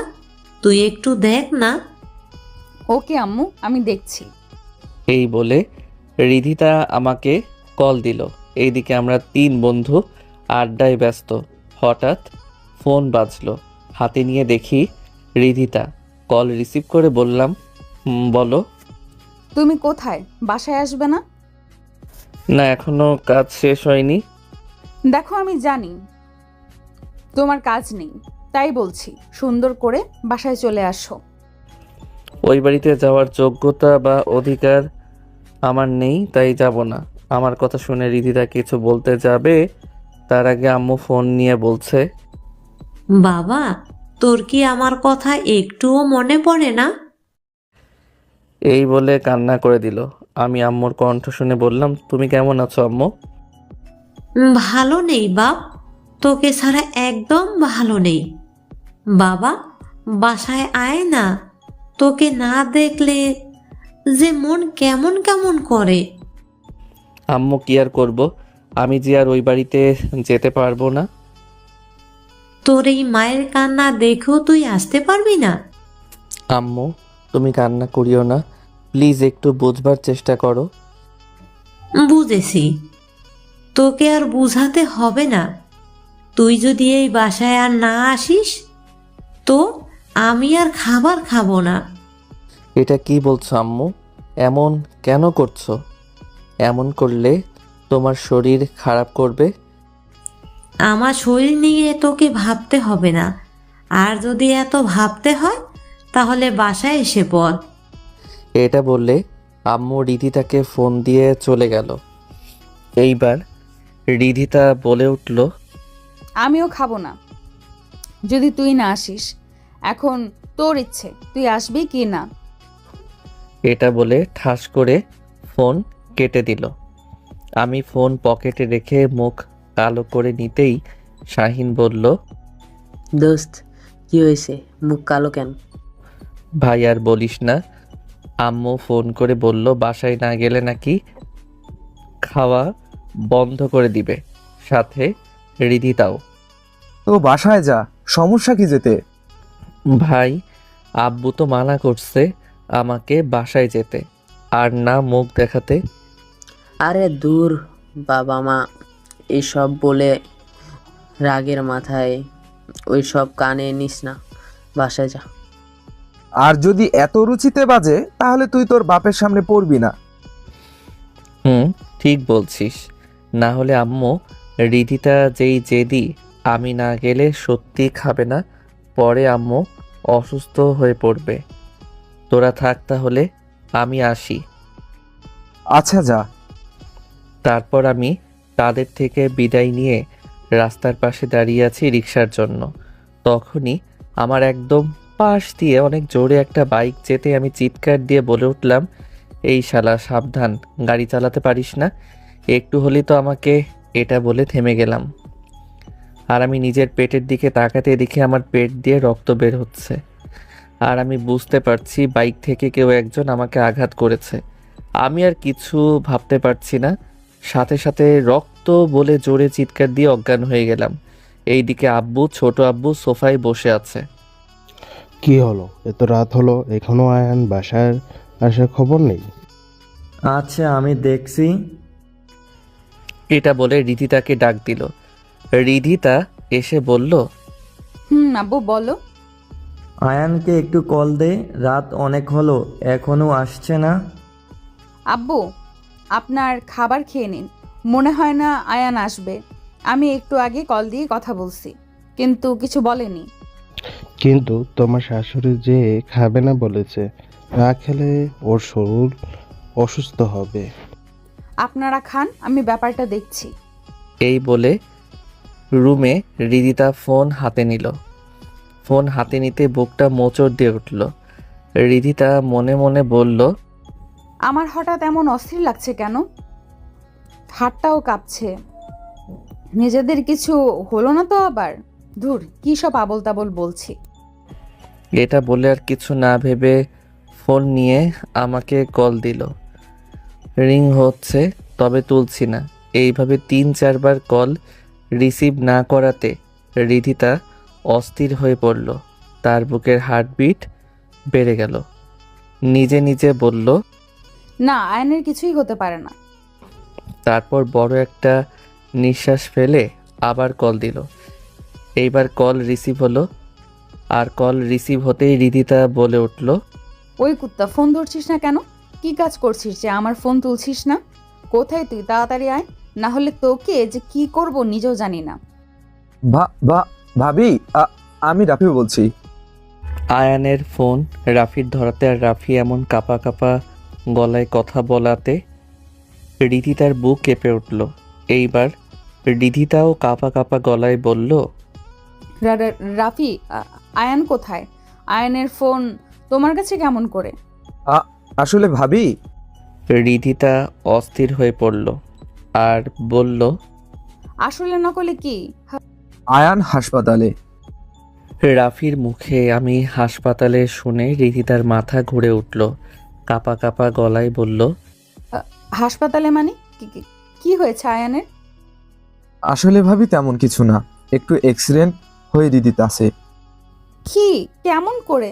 আর কিভাবে? আয়ানের কিছু হয়নি তো রাফি? না ভাবি, ভয়ের কিছু নাই। হাসপাতালের নাম বলো, আমি আসতেছি। সিটি হাসপাতালে। এটা বলতে রিদিতা ফোন কেটে দিয়ে দৌড় দিল। এদিকে আম্মু ছাড়া সবাই খাবার টেবিলে বসে খাবার খাচ্ছে। এমন সময় রিদিতাকে এমন কান্না ভেজা মুখে অস্থির হয়ে দৌড়ে আসতে দেখে ছোট আব্বু বলে উঠল, কি রে রিদিমা, এমন অস্থির হলি কেন আর কান্না করছিস কেন? কি হয়েছে? রিদিতা ফোপাতে ফোপাতে বলল, আব্বু, আয়ান অ্যাক্সিডেন্ট হয়েছে। রিদিমা, কি বলিস? আব্বু, আমি ঠিক বলছি, আর সিটি হাসপাতালে আছে, আমি যাচ্ছি। এটা বলে দৌড় দিতে যাবে তখন আব্বু বলে উঠল, দাঁড়া, আমরাও যাব। এটা বলে সবাই খাবার রেখে উঠতেই আম্মু রুম থেকে দৌড়ে এসে কান্না করে বলল, আমার ছেলের কি হয়েছে? আমি আমার ছেলের কাছে যাব। তারপর সবাই মিলে গাড়ি নিয়ে হাসপাতালের দিকে যেতে লাগলো। অন্যদিকে শাহিন, রাফি আমাকে যেই কেবিনে নেওয়া হয়েছে সেই কেবিনের সামনে হাঁটাচলা করছে। এমন সময় ডাক্তার বের হতেই রাফি শাহিন ডাক্তারের কাছে গেল। ডাক্তার, আমার বন্ধু কেমন আছে? দেখেন, ব্লেড দিয়ে আঘাত করাতে লম্বাতে বেশি কাটলেও ক্ষত বেশি গভীর না হওয়াতে তেমন ভয়ের কিছু নেই। আমরা সেলাই করে দিয়েছি। 1 ঘন্টা পর জ্ঞান ফিরবে, তারপর বাসায় নিয়ে যেতে পারবেন। আমরা কি এখন যেতে পারবো? না, জ্ঞান ফিরুক, আপনাদের নার্স এসে বলবে। এই বলে ডাক্তার চলে গেল আর রাফি আর শাহিন একটা বড় নিঃশ্বাস ফেলে বসে পড়ল। একটু পর কোথা থেকে আম্মু দৌড়ে এসে রাফিকে বলল, বাবা, আমার ছেলে কোথায়? ও এখন কেমন আছে? রাফি, বলো না আয়ান কই আর কেমন আছে? আন্টি একটু শান্ত হন, আয়ান এখন ভালো আছে, একটু পর জ্ঞান ফিরবে, তারপর কেবিনে যেতে পারবেন। রাফির কথা শুনে আম্মু রীতিটা শান্ত হলেও ফোপাচ্ছে। তখন আব্বু এসে বলল, বাবা, অ্যাক্সিডেন্ট কেমন করে হলো? আঙ্কেল, ওটা না হয় আয়ান থেকে জিজ্ঞেস করবেন। তখনই আম্মু আব্বুর কলার ধরে বলল, সব তোমার জন্য হয়েছে। তুমি যদি আজ আমার ছেলেকে বাসা থেকে বের করে না দিতে, তাহলে আজ এমন একটা দিন দেখতে হতো না। আমার ছেলে যদি কিছু হয়, আমি তোমাকে কখনো ছাড়বো না বলে দিলাম। আম্মুর এমন কথা বলাতে বাবা চুপ হয়ে আছে, কিছু বলছে না। এইদিকে ভাবি এসে আম্মুকে ধরে বলল, আম্মু, এটা হাসপাতাল, অনেক মানুষ আছে, একটু শান্ত হন, পরে না হয় এইসব দেখা যাবে। শুনে আম্মু শান্ত হলেও কিছু বলল না। এইদিকে প্রায় 1 ঘন্টা পর আমার জ্ঞান ফিরতেই আমি চারপাশে তাকাতে লাগলাম, আর চারদিকে তাকিয়ে বুঝলাম আমি হাসপাতালে আছি। আমার জ্ঞান ফিরা দেখে নার্স বাহিরে গিয়ে বলল। এইদিকে নার্সের মুখে আমার জ্ঞান ফেরার কথা শুনে আম্মু দৌড়ে কেবিনে ঢুকে গেল। তার পিছনে পিছনে ভাইয়া, ভাবি, রিধিতা, আব্বু সবাই ঢুকলো। এইদিকে আম্মু আমার কাছে এসে জড়িয়ে ধরে কান্না করে দিল। তোকে ছাড়া আমি কি করে থাকতাম? বল, একটু দেখে শুনে চলাফেরা করবি না? আম্মু, আমার তেমন কিছু হয়নি, একটু ব্যথা পেয়েছি। তখন রিধিতা বলে উঠল। বললেই হলো তেমন কিছু হয়নি? আমি দেখছি তোমার পেটের মাঝে ব্যান্ডেজ। এত রাত পর্যন্ত বাইরে থাকতে কে বলেছে? ধুর, চিন্তা করিও না, আমি তো সুস্থ হয়ে যাব। তা অ্যাক্সিডেন্ট হলো কি করে? রাফিদের সাথে আড্ডা দিয়ে আসার পথে সামনে থেকে একটা বাইক কন্ট্রোল হারিয়ে আমাকে লাগিয়ে দিল, তাই পেটে ব্যথা পেয়েছি। আমার কথা শুনে আম্মু বলে উঠল। আজ থেকে তোর রাতে বাহিরে যাওয়া বন্ধ। আম্মুর কথা শুনে মাথা নাড়ালাম। তখন খেয়াল করলাম বাবা, ভাই, ছোট আব্বু আছে। তখন ছোট আব্বু বলে উঠল। আচ্ছা, এখানে আর কথা না বাড়িয়ে চল নেজাতকে বাসায় নিয়ে যা। আমি ছোট আব্বুর মুখে বাসায় যাওয়ার কথা শুনে রাফিকে বললাম, রাফি আমাকে ধরো তো।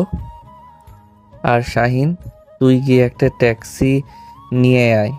আমার কথা শুনে ভাইয়া রাফিকে ইশারা দিয়ে থামিয়ে আমাকে ধরতে আসলে আমি থামিয়ে বললাম, রাফি, আমি তোকে বলছি। আর শাহিন, দাঁড়িয়ে কেন? ট্যাক্সি নিয়ে আয়। আমি ধরলে কি সমস্যা? আমার মতো কুলাঙ্গারকে আপনি ধরে আপনার পবিত্র শরীর নোংরা করবেন না। আমার কথা শুনে ভাইয়া বুঝতে পারছে আমি এখনও রাগ করে আছি। তখন ছোট আব্বু আমাকে ধরলো আর বলল, আমি দলে তো সমস্যা নাই। না আব্বু। তারপর ছোট আব্বু আমাকে ধরে বেড থেকে নামালো। আর তখন রিধিতা এসে আমার আরেকটা হাত ধরলো। আমি কিছু বললাম না। তারা দুইজনই আমাকে ধরে রেখেছে আর আমি তাদের উপর ভর করে হাঁটছি। তখন আমি বললাম, রাফি, কাউন্টারে কত বিল হয়েছে দেখতো, আর যা হয়েছে দিয়ে আয়। এটা বলতেই আব্বু বলে উঠল, থাক রাফি, তোমাকে কষ্ট করে যেতে হবে না, আমি যাচ্ছি। তখন আমি বলে উঠলাম, রাফি, আমি তোকে যেতে বলছি। আমার মতো কোনো কুলাঙ্গারের জন্য কারোর টাকা নষ্ট হোক সেটা আমি চাই না। এটা কি বলছিস তুই? তুই আমার ছেলে, আর আমার ছেলের চিকিৎসার টাকা দিতে গেলে কেন আমার টাকা নষ্ট হবে? আপনি নিজে অস্বীকার করছেন আমি আপনার ছেলে না। আয়ান, আব্বুর সাথে এমনভাবে কেউ কথা বলে? তুমি চুপ থাকো। রাফি, যা বিল দিয়ে আয়। এটা বলে রাফি দ্রুত চলে যেতে লাগলো। এইদিকে এটা পাবলিক প্লেস হওয়াতে আব্বু তেমন কিছু বলছে না। হাসপাতাল থেকে বের হওয়ার পরপরই শাহিন ট্যাক্সি নিয়ে হাজির। ছোট আব্বু, অনেক কষ্ট দিলাম, এখন আপনারা যান, আমি যেতে পারবো। রাফি, আমাকে ধর। আর রিধিতা, তুমি আমার সাথে যাবে নাকি আব্বুর সাথে বাসায় যাবে?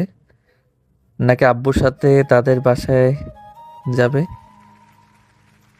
আমার কথা শুনে রিধিতা কিছু বলতে যাবে তার আগে আম্মু বলে উঠল, তুই কোথায় যাবি আবার?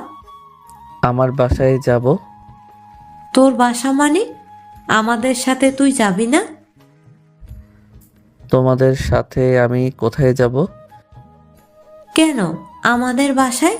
ওখানে আমার যাওয়ার কোনো অধিকার, যোগ্যতা কিছু নেই, তাই ওখানে যাওয়ার কোনো প্রশ্ন আসে না। দেখ, আমি বেশি কথা বলতে পছন্দ করছি না। তুই যদি আমাদের সাথে না যাস তাহলে আমি ওই বাসায় যাব না, বাহিরে থাকবো। আম্মুর কথা শুনে রিধিতা বলল, আমিও যাব না, এখানে থাকবো। আমিও যাব না। সবার কথা শুনে মনে হচ্ছে সবাই আমাকে ইমোশনাল ব্ল্যাকমেইল করছে। থাক থাক, আর ইমোশনাল করতে হবে না, আমি যাব। আমার কথা শুনে সবাই খুশি হয়ে গেল। তারপর রাফি রিধিতা ধরে আমাকে আমাদের গাড়িতে তোলে। তখন আমি রাফিকে বললাম, রাফি, শাহিন, তোদের সাথে কথা আছে, তোরা ট্যাক্সি করে আয়। ওকে, আসতেছি। এরপর রাফি, শাহিন ট্যাক্সিতে উঠে পড়ল। এইদিকে আমরা গাড়িতে উঠে পড়লাম। গাড়ি তার আপন গতিতে চলতে লাগলো। অন্যদিকে কিরে, কাজ কি হলো? ভাই, কাজ হয়েছে, তবে বেশি ক্ষতি মনে হয় হয়নি। দেখলাম হাসপাতাল থেকে নিয়ে গেল। ওকে, ঠিক আছে। শালাকে একেবারে মারলে চলবে না, তিলে তিলে মারতে হবে। এটা বলে কলটা কেটে দিল। প্রায় ঘন্টাখানেক পর আমরা বাসায় এসে পৌঁছালাম। তারপর আমাকে ধরাধরি করে আমাকে রুমে নিয়ে আসতেই আব্বু ভাই রুমে প্রবেশ করতে গেলে ছোট আব্বু বলল, ভাইয়া এখন থাক, কাল বা পরে এই বিষয়ে কথা বললে ভালো হবে। ছোট আব্বুর কথা শুনে আব্বু কিছু না বলে রুমে চলে গেল। এইদিকে আম্মু আমার মাথায় হাত বুলিয়ে দিচ্ছে, আর রিধিতা বলল, আম্মু তুমি থাকো, আমি নিজেদের জন্য খাবার নিয়ে আসছি। ওষুধ খাওয়াতে হবে তো। আচ্ছা যা। তারপর রিধিতার রুম থেকে চলে গেল। আর আমি রিধিতার যাওয়ার দিকে তাকিয়ে মনে মনে হাসতে লাগলাম আর বলছি, পাগলিটা নাকি আমাকে ভালোবাসে না। যদি আমাকে ভালোই না বাসে তাহলে আমার জন্য এত টান দেখাতো না। মাত্র কয়েক ঘন্টার ভিতরে কান্না করে চেহারার বেহাল অবস্থা করে নিয়েছে। এইদিকে আমাকে এমন হাসতে দেখে আম্মু বলল, কিরে বাপ, এমন হাসিস কেন? আমি একটু হাসি দিয়ে বললাম, আম্মু, এই যে তোমার বৌমা আমাকে নাকি দেখতে পারে না, সে নিজের মুখে বলছে, আর আজ দেখো আমার কিছু একটা হওয়াতে কত অস্থির হয়ে গিয়েছে। আরে বোকা, তখন তোদের মধ্যে কোনো সম্পর্ক ছিল না, তাই মুখের উপর বলেছে। এখন তুই ও স্বামী, আর মেয়েদের স্বামী মানে তার পৃথিবী। আর স্বামীর কিছু হলে মেয়েরা কখনো মেনে নিতে পারে না, বুঝলি? বুঝেছি। তখনই দরজার পাশ থেকে রাফি বলে উঠল, আমরা আসতে পারি? আরে অনুমতি লাগে নাকি, আয় ভিতরে। তারপর তারা দুইজন রুমে ঢুকে চেয়ারে বসলো। আম্মু, যাও রাফিদের জন্য নাস্তা নিয়ে আসো। এটা বলতেই আম্মু উঠতে গেলে, আরে না আন্টি, তার কোনো প্রয়োজন নেই। আম্মু ওদের কথা শুনবে না, ওদের জন্য নাস্তা আনো আর রিধিতাকে বলো খাবার তৈরি করতে, আজ ওরা আমাদের বাসায় খাবে। এটা বলতেই আম্মু চলে গেল। দোস্ত, একটু বেশি হয়ে গেল না? আমরা না হয় আরেকদিন খাবো বাসায়। চুপচাপ বসে থাক। রাফি, তুই গিয়ে দরজাটা লাগিয়ে দে। আমার কথা মতো রাফি দরজা লাগিয়ে দিল। দোস্ত, এখন বল, তোকে কারা মারতে চেয়েছে? জানি না ভাই, তোদের থেকে বিদায় নিয়ে রাস্তার পাশে রিক্সার জন্য দাঁড়াতেই হঠাৎ করে একটা বাইক একদম আমার পাশ দিয়ে গেল। আর আমি তাদেরকে গালি দিতেই খেয়াল করলাম আমাকে আঘাত করা হয়েছে। আর আমি আচমকা রক্ত দেখে ভয়ে অজ্ঞান হয়ে গেলাম। কিন্তু আমি হাসপাতালে কেমনে? আমরা আড্ডায় বসেছিলাম, এমন সময় তোর চিৎকার শুনে দৌড়ে তোর কাছে আসতেই দেখি তুই রক্তাক্ত অচেতন অবস্থায় পড়ে আছিস। আমরা তেমন কিছু না ভেবে তোকে নিয়ে হাসপাতালে আসলাম। আচ্ছা ভাই, তোর কি বাইক নাম্বার মনে আছে? না, এত কিছু খেয়াল করিনি। বুঝলাম না, তোকে মারার চেষ্টা আবার কে করলো? দোস্ত, সব বের হবে, তবে আমি সুস্থ হয়ে নেই। ওকে শুধু কাছে পাই, তারপর দুনিয়া দেখা বন্ধ করে দিব শালার। রাফির কথা শুনে কিছু বলতে যাব তার আগে দরজা ধাক্কানোর আওয়াজ পেলাম। রাফি গিয়ে দরজা খুলে দিতেই দেখলো নাস্তা নিয়ে ভাবি হাজির। ভাবি নাস্তা ভিতরে নিয়ে আসলো। তারপর তারা দুইজন নাস্তা করে নিল। একটু পর আম্মু এসে তাদের দুইজনকে খাবার খেতে বলল। না না আন্টি, আজ না অন্য কোনো দিন। চুপচাপ গিয়ে খাবার খা। আমি আর কোনো কথা শুনতে চাই না। আমার এক কথাতে রাফি শাহিন চুপ হয়ে গেল। তারপর তারা গিয়ে খাবার খেতে বসলো। এই দিকে রিধিতা আমার জন্য রুমে খাবার নিয়ে আসলো। রিধিতা খাবার টেবিলে রেখে হাত ধুয়ে নিল। তখন আমি বললাম, আমার হাতটাও ধুয়ে দাও। কেন? তোর হাত ধুয়ে কেন দিব? আমি খাবার খাবো না। কেন? আমার কি হাত নেই? আমার হাতে খেতে তোর কোনো সমস্যা? রিদিতার এই কথা শুনে মনে মনে বেশ খুশি হলাম। তারপরেও বললাম, না সমস্যা নাই, তবে তুমি তো আমাকে পছন্দ করো না, স্বামী হিসেবে মানো না, তাহলে খাওয়াবে কেন? তোর কথা শুনে আমার কি করতে ইচ্ছে করছে জানিস? না বললে কেমনে জানবো শুনি? আমার মন চাইছে তোকে গলা টিপে মেরে ফেলি, কিন্তু তোর এই অবস্থা দেখে আমার করুণা হচ্ছে। তাহলে তো চুপ, একদম চুপ। চুপচাপ খাইয়ে দিচ্ছি, খেয়ে নে। সারাদিন বাচালের মতো বকর বকর করবে। আমার মুখ আমি করব, তাতে তোমার কি? ওটা সময় হলে বুঝবি, এখন হা কর। তারপর আমি হা করতেই রিদিতা আমাকে খাইয়ে দিচ্ছে। খাবার এক পর্যায়ে মুখ ফুসকে বলে বসলাম, আপু তুমি খাবার খেয়েছো? বিশ্বাস করেন, এই কথা বলতেই রিদিতার রিয়াকশন দেখে অবাক হলাম। দেখলাম বউ আমার রাগে চোখ লাল করে ফেলেছে, দাঁত কটমট করছে, আর শক্ত কণ্ঠে বলল, বেঁচে গেছিস অসুস্থ থাকাতে, না হলে যে মুখ দিয়ে আপু বলছিস সেই মুখ ভেঙে বসিয়ে রাখতাম। রিদিতার কথা শুনে তাড়াতাড়ি 2 হাত গালে দিয়ে দিলাম। আমার এমন কাণ্ড দেখে রিদিতা একটা হাসি দিল। আমিও তার দিকে তাকিয়ে দাঁত কেলিয়ে হাসি দিলাম। হা কর। আমি হা করতে রিদিতা খাইয়ে দিল, কিন্তু এইবার আগের মতো যত্ন করে খাওয়ালো না, অনেকটা রাগের জোরে খাওয়াচ্ছে। এটা বুঝেই মনে মনে বললাম, ভাগ্য ভালো অসুস্থ ছিলাম, না হলে এই ডাইনি যেমনভাবে রেগে আছে মনে হয় সুস্থ থাকলে অসুস্থ করে দিত। তারপর রিদিতা আমাকে খাইয়ে দিবে মুখ মুছিয়ে দিয়ে প্লেট নিয়ে চলে গেল। আর তখনই রাফি শাহিন আসলো। দোস্ত তোরা ভালো করে খেয়েছিস তো? খেয়েছি। আচ্ছা দোস্ত, আমরা তাহলে আসি, ভালো থাকিস। আচ্ছা সাবধানে বাসায় যাবি কেমন?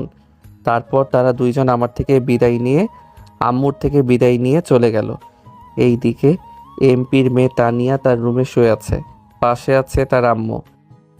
তোকে এতবার বলি গাড়ি নিয়ে চলাফেরা করতে, কিন্তু করিস না। যদি গাড়ি নিয়ে চলাফেরা করতি তাহলে আজকে এই দিনটা দেখতে হতো না। মা, যেটা হয়েছে ভালো হয়েছে। যদি এমনটা না হতো তাহলে আজকে তো কোলে উঠতে পারতাম না।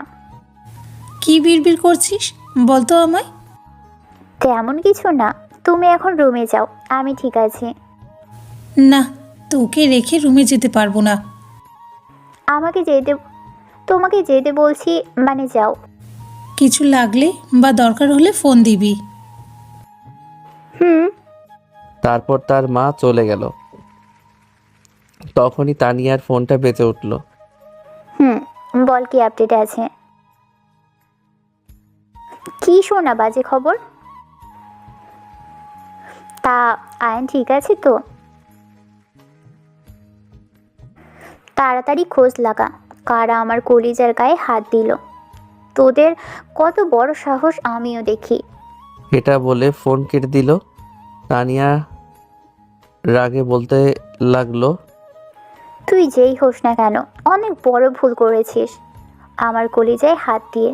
যে হাত দিয়ে আয়নকে ছুঁয়েছিস সে হাত আমি কেটে ফেলবো।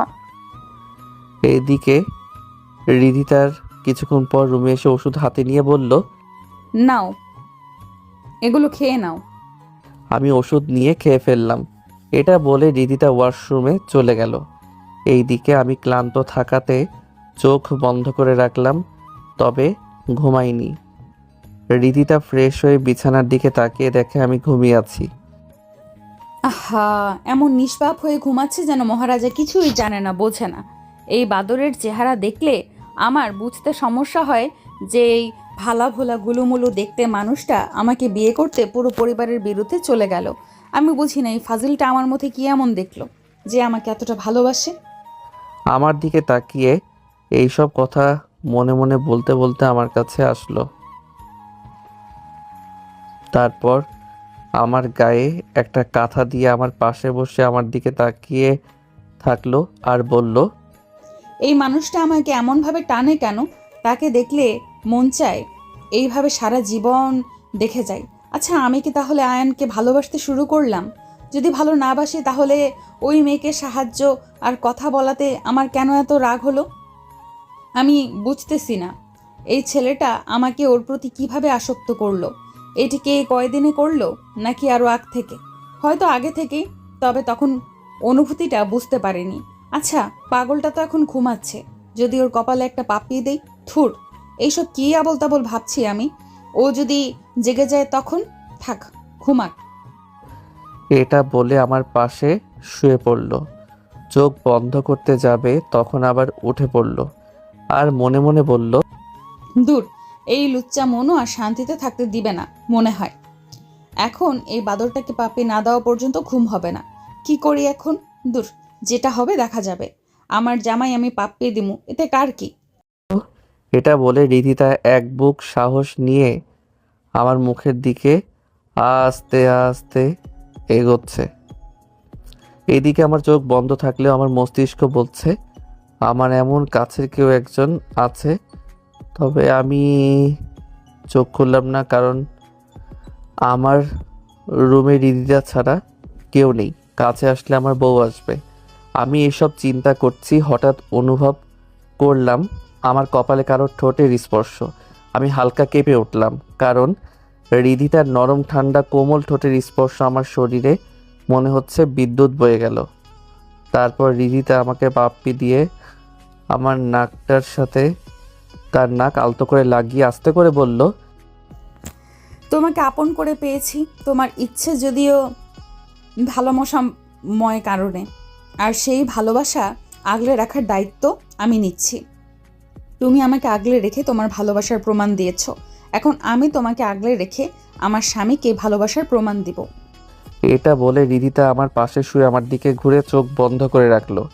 এইদিকে আমার তো এইসব কথা শুনে খুশিতে নাচতে মন চাইছে, তবে অসুস্থ থাকাতে কিছু করতে পারছি না। এখন ইচ্ছে করছে জড়িয়ে ধরে এই বুকের সাথে মিশিয়ে নেই, তবে পরিস্থিতির জন্য পারছি না। এখন নিজের চুল নিজে চিরতে ইচ্ছে করছে। কেন যে এত রাত করে বাসায় ফিরতে হলো, লাগটা খারাপ যাচ্ছে। এইসব ভাবতে ভাবতে ঘুমিয়ে গেলাম।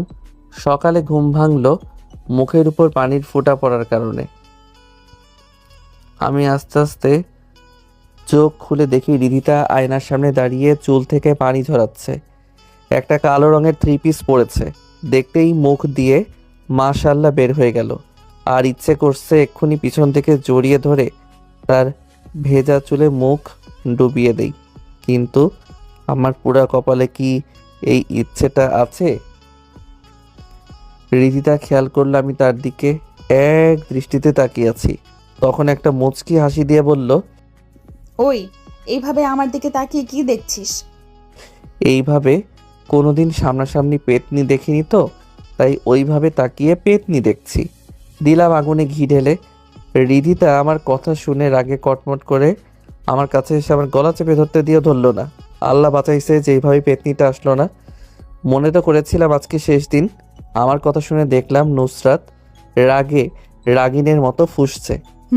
কুত্তা, আবারও বেঁচে গেলি শুধুমাত্র অসুস্থ হওয়ার কারণে, না হলে তোকে আমি কি যে করতাম তুই ভাবতেও পারতি না। আর আমি পেতনি হলে তুই কি? তুই বাদর, তোর 14 গোষ্ঠী বাদর, তোর বউ বাদর। ও মা, তাই বুঝি? আমার বউ বাদর? হ্যাঁ হ্যাঁ, আমি তোর বউ রিদিতা আর কথা বলল না। কি হলো, আমার বউ কি?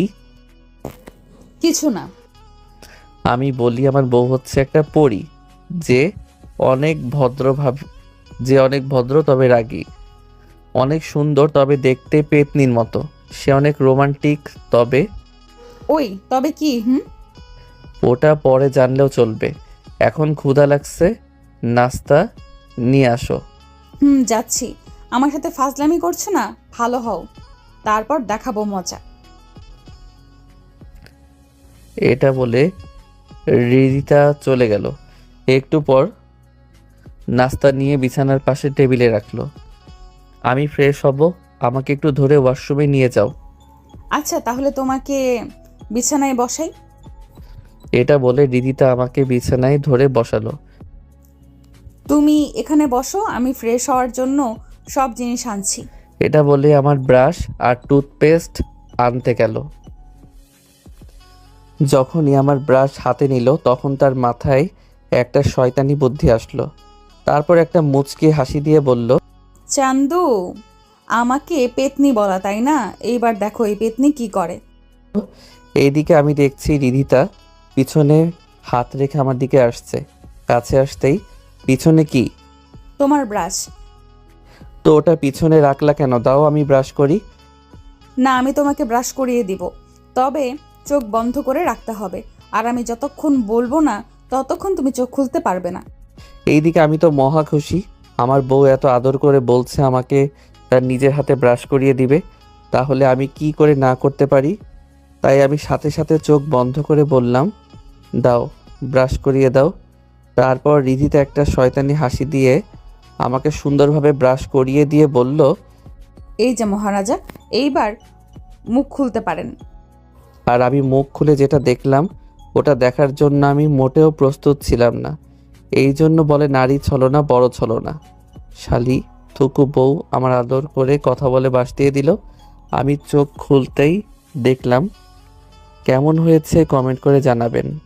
আর আমি মুখ খুলে যেটা দেখলাম ওটা দেখার জন্য আমি মোটেও প্রস্তুত ছিলাম না। এই জন্য বলে নারীর ছলনা বড় ছলনা। শালি থুকু বউ আমার আদর করে কথা বলে বাস দিয়ে দিল। আমি চোখ খুলতে দেখলাম রিধিতার হাতে যেই ব্রাশটা আছে ওটা আমার না। এইদিকে রিধিতা আমার চোখের সামনে ব্রাশটা ধরে হাসতেছে। কি হলো, এইভাবে হাসতেছো কেন? আর এই ব্রাশটা কার? আমার ব্রাশ। ও কি, এটা তোমার? তাহলে আমারটা কই, যেটা দিয়ে আমি ব্রাশ করছিলাম? তুমি এটা দিয়ে ব্রাশ করছো শোনা, তোমার এটা জায়গায় আছে। কি? ও থুথু। এইবার বুঝ মজা। আমাকে পেতনি বলা তাই না? কেমন লাগে এই পেতনির ব্রাশ দিয়ে দাঁত পরিষ্কার করতে? ভূতনি আজ বেঁচে গিয়েছে, অসুস্থ বলে, না হলে কি করতাম? তুই কিছু করতে পারবি না। ধুর, মুগ্ধ, আমার অনেক কাজ আছে। তারপর আর কিছু না বলে ভালোভাবে পরিষ্কার করে কুলি করলাম। তারপর মুখ ধুলাম। ছি, ওয়াক, আমার ভাবতেই কেমন বমি আসছে। আমি নাকি ছি। হয়েছে, আর ঢং করতে হবে না। বউ এসে ব্রাশ দিয়ে দাঁত মাজলে ভালোবাসা বাড়ে। ও তাই বুঝি। আচ্ছা এবার খাইয়ে দাও, অনেক ক্ষুধা লাগছে। তারপর রিধিতা আমাকে খাইয়ে দিল। খাওয়া শেষ করে ঔষধ খেয়ে আমি ফোন নিয়ে বসে পড়লাম। রিধিতা চলে গেল প্লেট নিয়ে। আমি ফোন টিপছি, এমন সময় খেয়াল করলাম আমার রুমে কেউ প্রবেশ করছে। আমি ফোন থেকে চোখ সরিয়ে আর চোখে তাকিয়ে দেখি আব্বু, ভাইয়া, আম্মু, ছোট আম্মু সবাই একে একে আমার রুমে ঢুকছে। তাদের দেখে আমি ফোন পাশে রেখে আম্মুকে বললাম, আম্মু কি ব্যাপার সবাই একসাথে? তখন আব্বু আমার পাশে এসে বলল, বাবা, আমি তোর সাথে যা করেছি একদম ঠিক করিনি। আসলে রাগের মাথায় কি বলছি মাথায় ধরেনি। না না, আপনি ঠিক কাজ করেছেন। আমার মতো কুলাঙ্গার কি কারো সন্তান হওয়ার যোগ্য? বাবা, এমন করে বলিস না। আমার যে অনেক ইচ্ছে হচ্ছে, প্লিজ বাবা আমাকে মাফ করে দে। তখন রিধিতা বলে উঠল, আয়ান, তুমি এমন করছো কেন? আব্বু হয়তো রাগের মাথায় উল্টোপাল্টা বলছে। বাবা, তুই আমাকে মাফ করে দে, দরকার হলে তোর পায়ে পড়ছি। এটা বলে বাবা আর কিছু করতে যাবে, তখন আমি বলে উঠলাম, এই বাবা, আমাকে কি পাপী বানাবে নাকি? আমাকে জাহান্নামে নিয়ে যেতে চাও? আমার পা ধরে দেখো তোমরা কোনো ভুল করনি, হয়তো বুঝতে একটু ভুল হয়েছে, তবে তোমাদের উদ্দেশ্য হলো ছেলে মেয়ে পরিবার ভালো থাকুক, সুখে থাকুক, তোমার উপর কোনো অভিযোগ নেই। আর আমার কাছে কোনো ক্ষমা চাওয়ার প্রয়োজন নেই। দরকার হলে আমাকে ক্ষমা করে দাও, কারণ আমার জন্য তুমি অনেক কষ্ট পেয়েছো। আমার কথা শুনে বাবা অনেক খুশি হয়ে গেল, আর খুশিতে আমাকে জড়িয়ে ধরতে গিয়েও পারল না, তাই আমার কপালে একটা চুমু দিল। ভাইয়া কিছু বলতে যাবে তার আগে আমি বললাম, ভাইয়া তোমরা আমার গুরুজন, তোমরা আমার কাছে ক্ষমা চাওয়া মানায় না, আমি ওইসব ভুলে গিয়েছি, তোমরাও ভুলে যাও। তখন আব্বু বলল, তাহলে তুই কথা দে আমাদের ছেলে তুই কোথাও যাবি না, তুই আমাদের সাথেই থাকবি। আজব, নিজের বাড়ি ফেলে আমি আবার কোথায় যাব? আমার বাড়ি এটা, আমি এখানে থাকব, এতে কথা দেওয়ার কি আছে? আমার কথা শুনে সবাই খুশি হলো। তারপর সবাই একসাথে বসে কিছুক্ষণ গল্প করলাম। গল্প শেষ হতে আব্বু, ছোট আব্বু, ভাইয়া অফিসে চলে গেল, আর রিদিতার আম্মু ভাবি সবাই মিলে রান্নাঘরে কাজ করছে। এইদিকে আমি বেচারা একা একা বসে ফোন টিপছি। রাকিবও স্কুলে গিয়েছে, তা না হলে ওর সাথে সময় কাটতো। আমি ফোন টিপছি এমন সময় রাফি কল দিল। রাফি বলো। দোস্ত, তোকে যে বাইকে করে মারার চেষ্টা করছিল সেই বাইকের নাম্বার সিসিটিভি থেকে নিয়েছি। কিন্তু কিভাবে? তুই যেখানে দাঁড়িয়েছিলি পিছনের দোকানে একটা সিসি ক্যামেরা ছিল। ও আচ্ছা, তোরা নাম্বারটা রেখে দে, এখন কিছু করার দরকার নেই, আমি ভালো হয় তারপর দেখছি। তোরা এখন আমাদের কাজের দিকে মন দে, তাড়াতাড়ি ওই খানকে ধরতে হবে। তুই ঠিক বলছিস। তারপর ফোন কেটে আবার ফোন টিপতে লাগলাম। এইভাবে চলে গেল 15 দিন। এখন আমি মোটামুটি সুস্থ। এত তাড়াতাড়ি সুস্থ হওয়ার পিছনে আমার সিনিয়র বউয়ের অবদান কম নয়। সারাদিন আমার সাথে ফাইজলামি আর ঝগড়া করলেও আমার খেয়াল ভালো রেখেছে। অনেক দিন হলো কলেজে যাওয়া হয় না, যেহেতু সুস্থ হয়েছি তাই কলেজে যাওয়ার জন্য রেডি হলাম। তখনই রুমে রিধিতা হাজির, আমার দিকে তাকিয়ে বলল, কোথায় যাওয়া হচ্ছে এমন সেজেগুজে? কলেজে যাচ্ছি, অনেক দিন যাইনি তো তাই। ও তাহলে তুই নাস্তা কর, আমি রেডি হয়ে আসছি। আচ্ছা, একটা কথা বলি তোমাকে। বল। আমি তোমার স্বামী, অথচ তুমি আমাকে তুই করে বলো কেন? সুন্দর করে ডাকলে তো পারো, তাই না? জি না, তুই আমার যেই হস তাতে আমার কি? আমি জানি তুই আমার থেকে ছোট, তাই তোকে তুই বলবো। এই একদম ছোট বলবা না, আমি এখন তোমার স্বামী। তো কি হয়েছে? পিচ্চিকে পিচ্চি বলবো, তাই তো, তাই না? ও আচ্ছা, আমি পিচ্ছি তাই না? পিচ্চি তো তুই। তারপর আমি রিদিতার দিকে তাকিয়ে একটা মুচকি হাসি দিয়ে বললাম, যেহেতু আমি পিচ্ছি সেহেতু একটু দেখিয়ে দেই এই পিচ্ছি কি করতে পারে। এটা বলে এক পা করে আমি রিদিতার দিকে যেতে লাগলাম। এই দিকে রিধিতা আমার এমন আশা দেখে কিছু না বলে দাঁড়িয়ে আছে, হয়তো সেও দেখতে চায় আমি কি করতে পারি।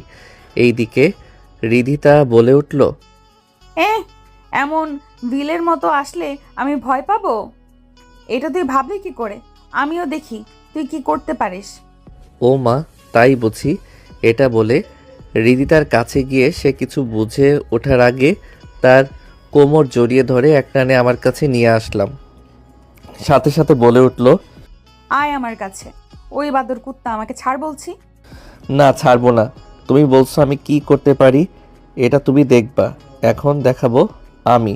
আমার এই কথা শুনে রিধিতা কাপা কাপা গলায় বলল, দেখ, ভালো হবে না কিন্তু, দূরে সর আমার থেকে।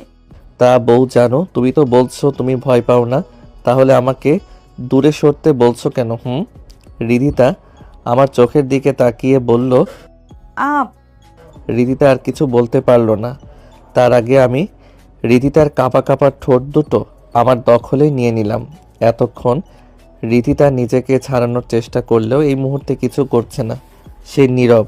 আর এই নীরবতাই বলে দেয় সেও আমার সাথে রেসপন্স করছে। কিছুক্ষণ পর আমি ছেড়ে দিলাম, দুইজনই হাঁপাতে লাগলাম। একটু পর রিদিতা আমার কাছে এসে আমি কিছু বুঝে ওঠার আগে আমার বুকে কিল ঘুষি দিতে লাগলো আর বলল, কুত্তা বিলাই হনুমান এভাবে কেউ কিস করে? আর একটু হলে তো আমি মরেই যেতাম। এত সহজে মরণ তোমার হচ্ছে না। এই 15 দিন আমাকে অনেক জ্বালিয়েছ বুঝলে, এখন আমার পালা। আর আমি মনে হয় বসে বসে দেখবো। আমি দেখবো তুই আমাকে কেমন করে বিরক্ত করিস। আচ্ছা দেখিও শোনা। এটা বলে আমি মুখ মুছে রুমের বাহিরে চলে গেলাম। অন্যদিকে রিদিতা আমার যাওয়ার দিকে তাকিয়ে একটা মুচকি হাসি দিল, তারপর ফ্রেশ হতে চলে গেল। এইদিকে আমি নাস্তা শেষ করে বসে আছি রিদিতার জন্য। একটু পর বের হলো, আর রিদিতাকে দেখে আমি ছাড়া সবাই অবাক, কারণ বোরকা পরে রুম থেকে বের হয়েছে।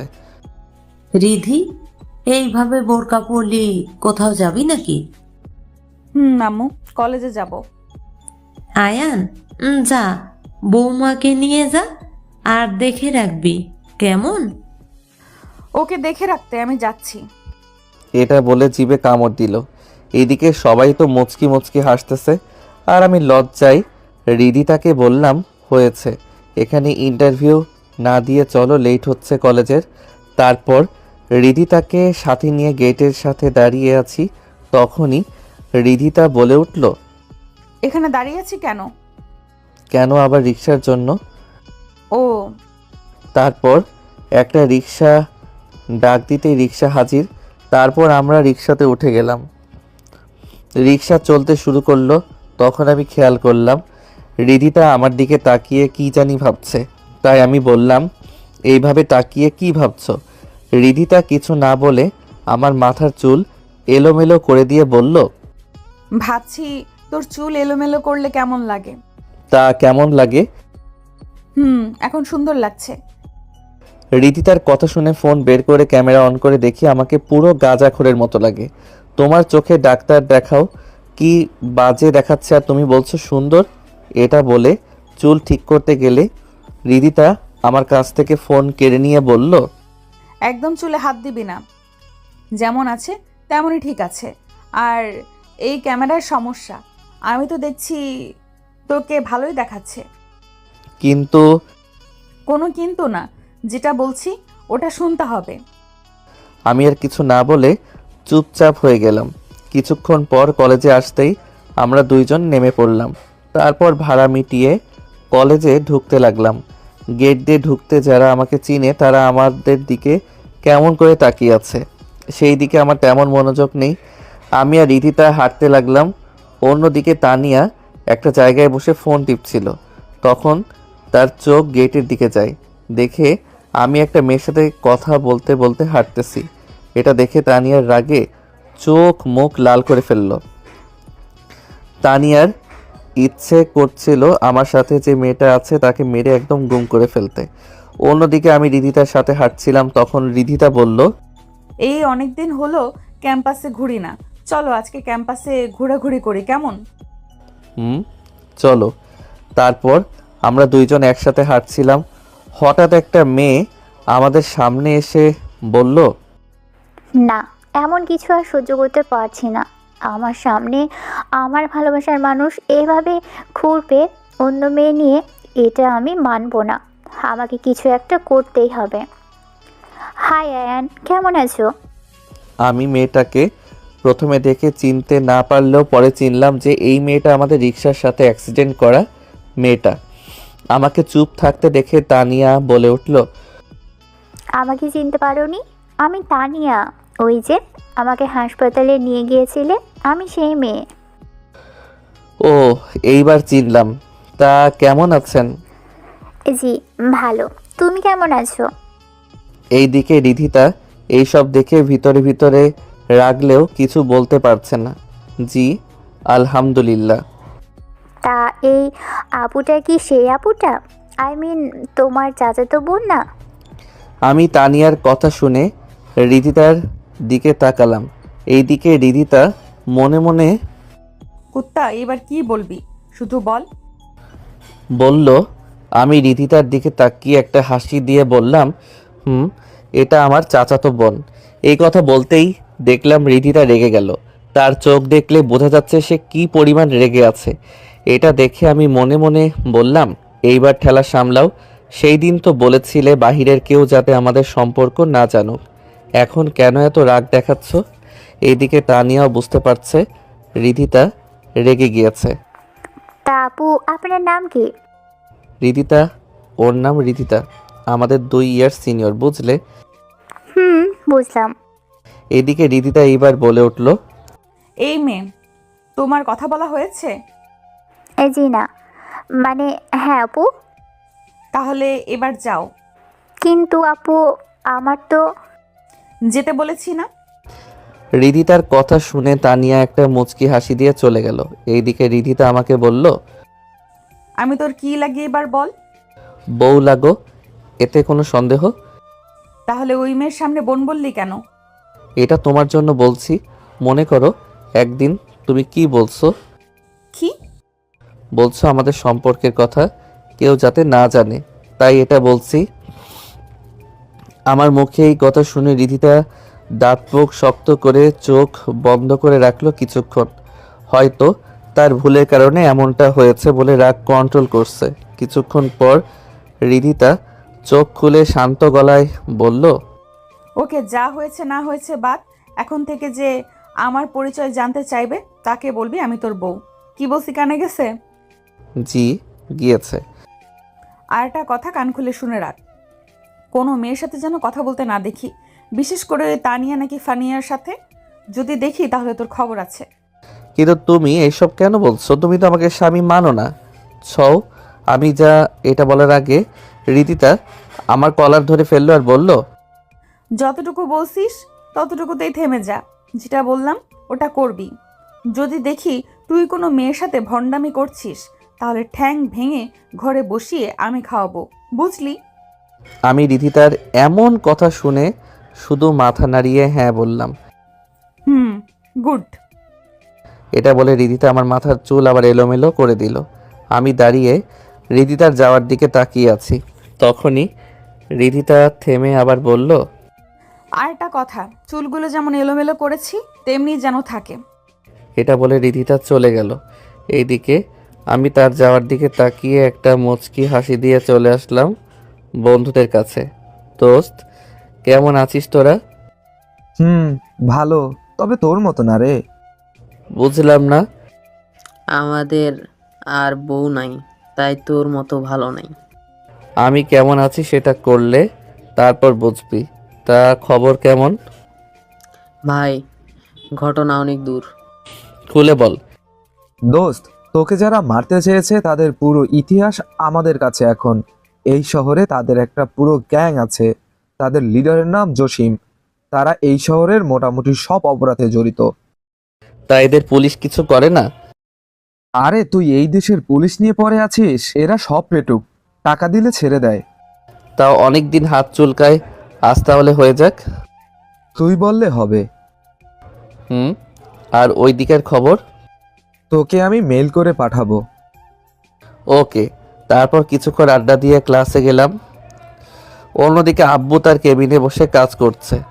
হঠাৎ কেউ একজন বলে উঠল, আসতে পারি? আব্বু তার কাজ বাদ দিয়ে দরজার দিকে তাকিয়ে দেখে এমপি রিজভী রহমান। আরে রিজভি যে, আমার কেবিনে আসতে অনুমতি নিয়ে আসা লাগে নাকি বস? তারপর রিজভী রহমান একটা হাসি দিয়ে কেবিনে ঢুকে চেয়ারে বসলো। তারপর আব্বু পিয়নকে ডেকে কিছু নাস্তা আনতে বলল। তারপর আব্বু বলল, তা বন্ধু, এমন কি কাজ জরুরি যে তুই আমাকে না ডেকে নিজে আসলি? আসলে দোস্ত, কি করে যে তোকে কথাটা বলি বুঝতেছি না। সমস্যা নাই, বলে ফেল। আসলে দোস্ত, আমার মেয়েটা তোর ছেলের জন্য পাগলামি করছে। তোর ছেলে ছাড়া নাকি বাঁচবে না। দোস্ত, তুই হয়তো জানিস না, আমার ছেলে বিয়ে করেছে। যদি বিয়ে না হতো তাহলে কিছু একটা করতে পারতাম। সরি দোস্ত, আমি কিছু করতে পারছি না। দোস্ত, তুই চাইলে সব হবে, আমি জানি। তোর ছেলে বিয়ে করছে, তাও তোর ভাইয়ের মেয়েকে। আবার এটাও জানি তোর এই বিয়েতে মত নাই। ভাই, তুই চাইলে তো ওদের তখন আব্বু থামিয়ে দিয়ে বলল, বাস, তুই যা বলেছিস এতটুকুই থাম। তুই কি করে ভাবলি আমি তোর মেয়ের জন্য আমার ছেলের সংসার ভাঙবো?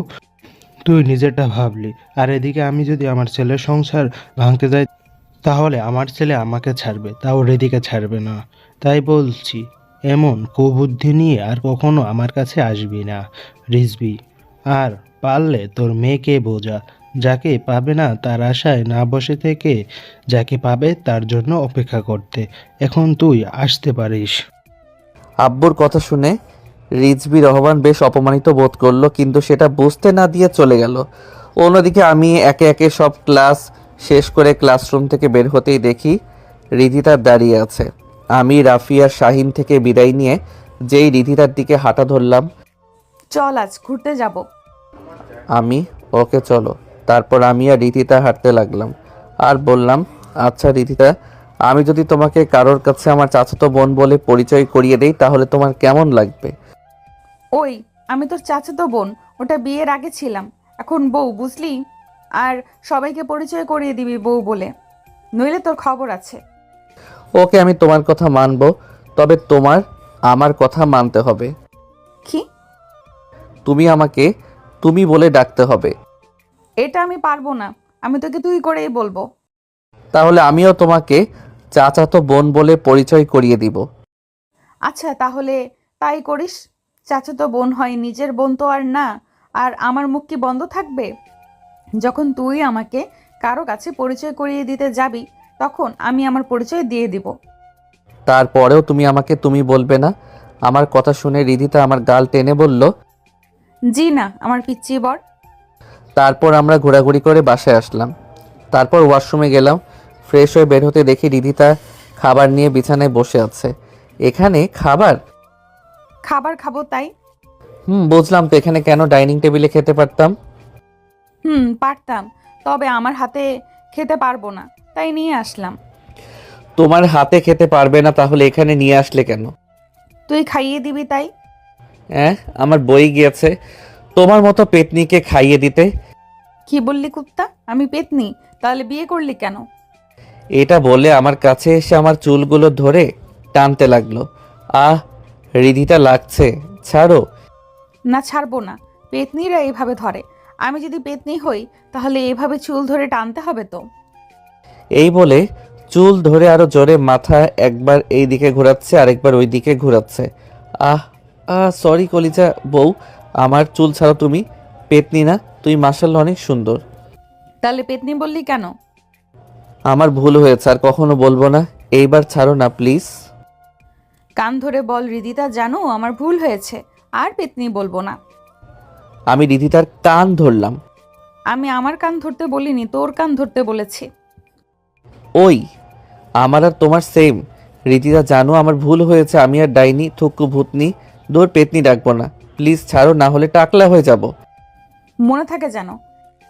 এটা বলে আমাকে ছেড়ে দিল। আমি ছাড়া পেতে যেন হাঁপ ছেড়ে বাঁচলাম। এইবার আমাকে খাইয়ে দে।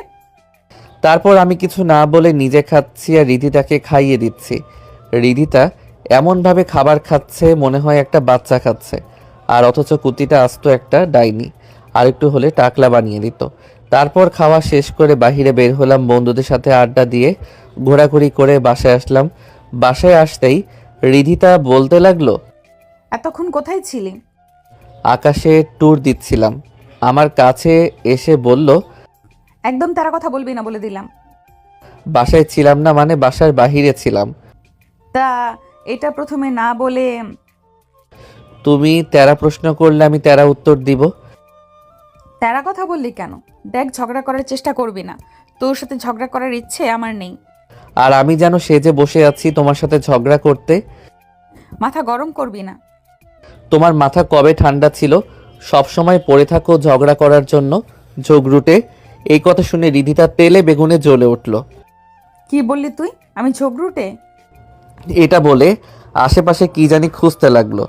পরিস্থিতি ভালো না দেখে আস্তে আস্তে দরজার পাশে এসে দরজা খুলে দিলাম দৌড়। এই ডাইনির বিশ্বাস নাই, রাগ উঠলে মারি অবস্থা বেহাল করবে। আমাকে চলে যেতে দেখে বলল, তুই আজ রুমে আসবি না? আমার সাথে তোর দেখা হবে না?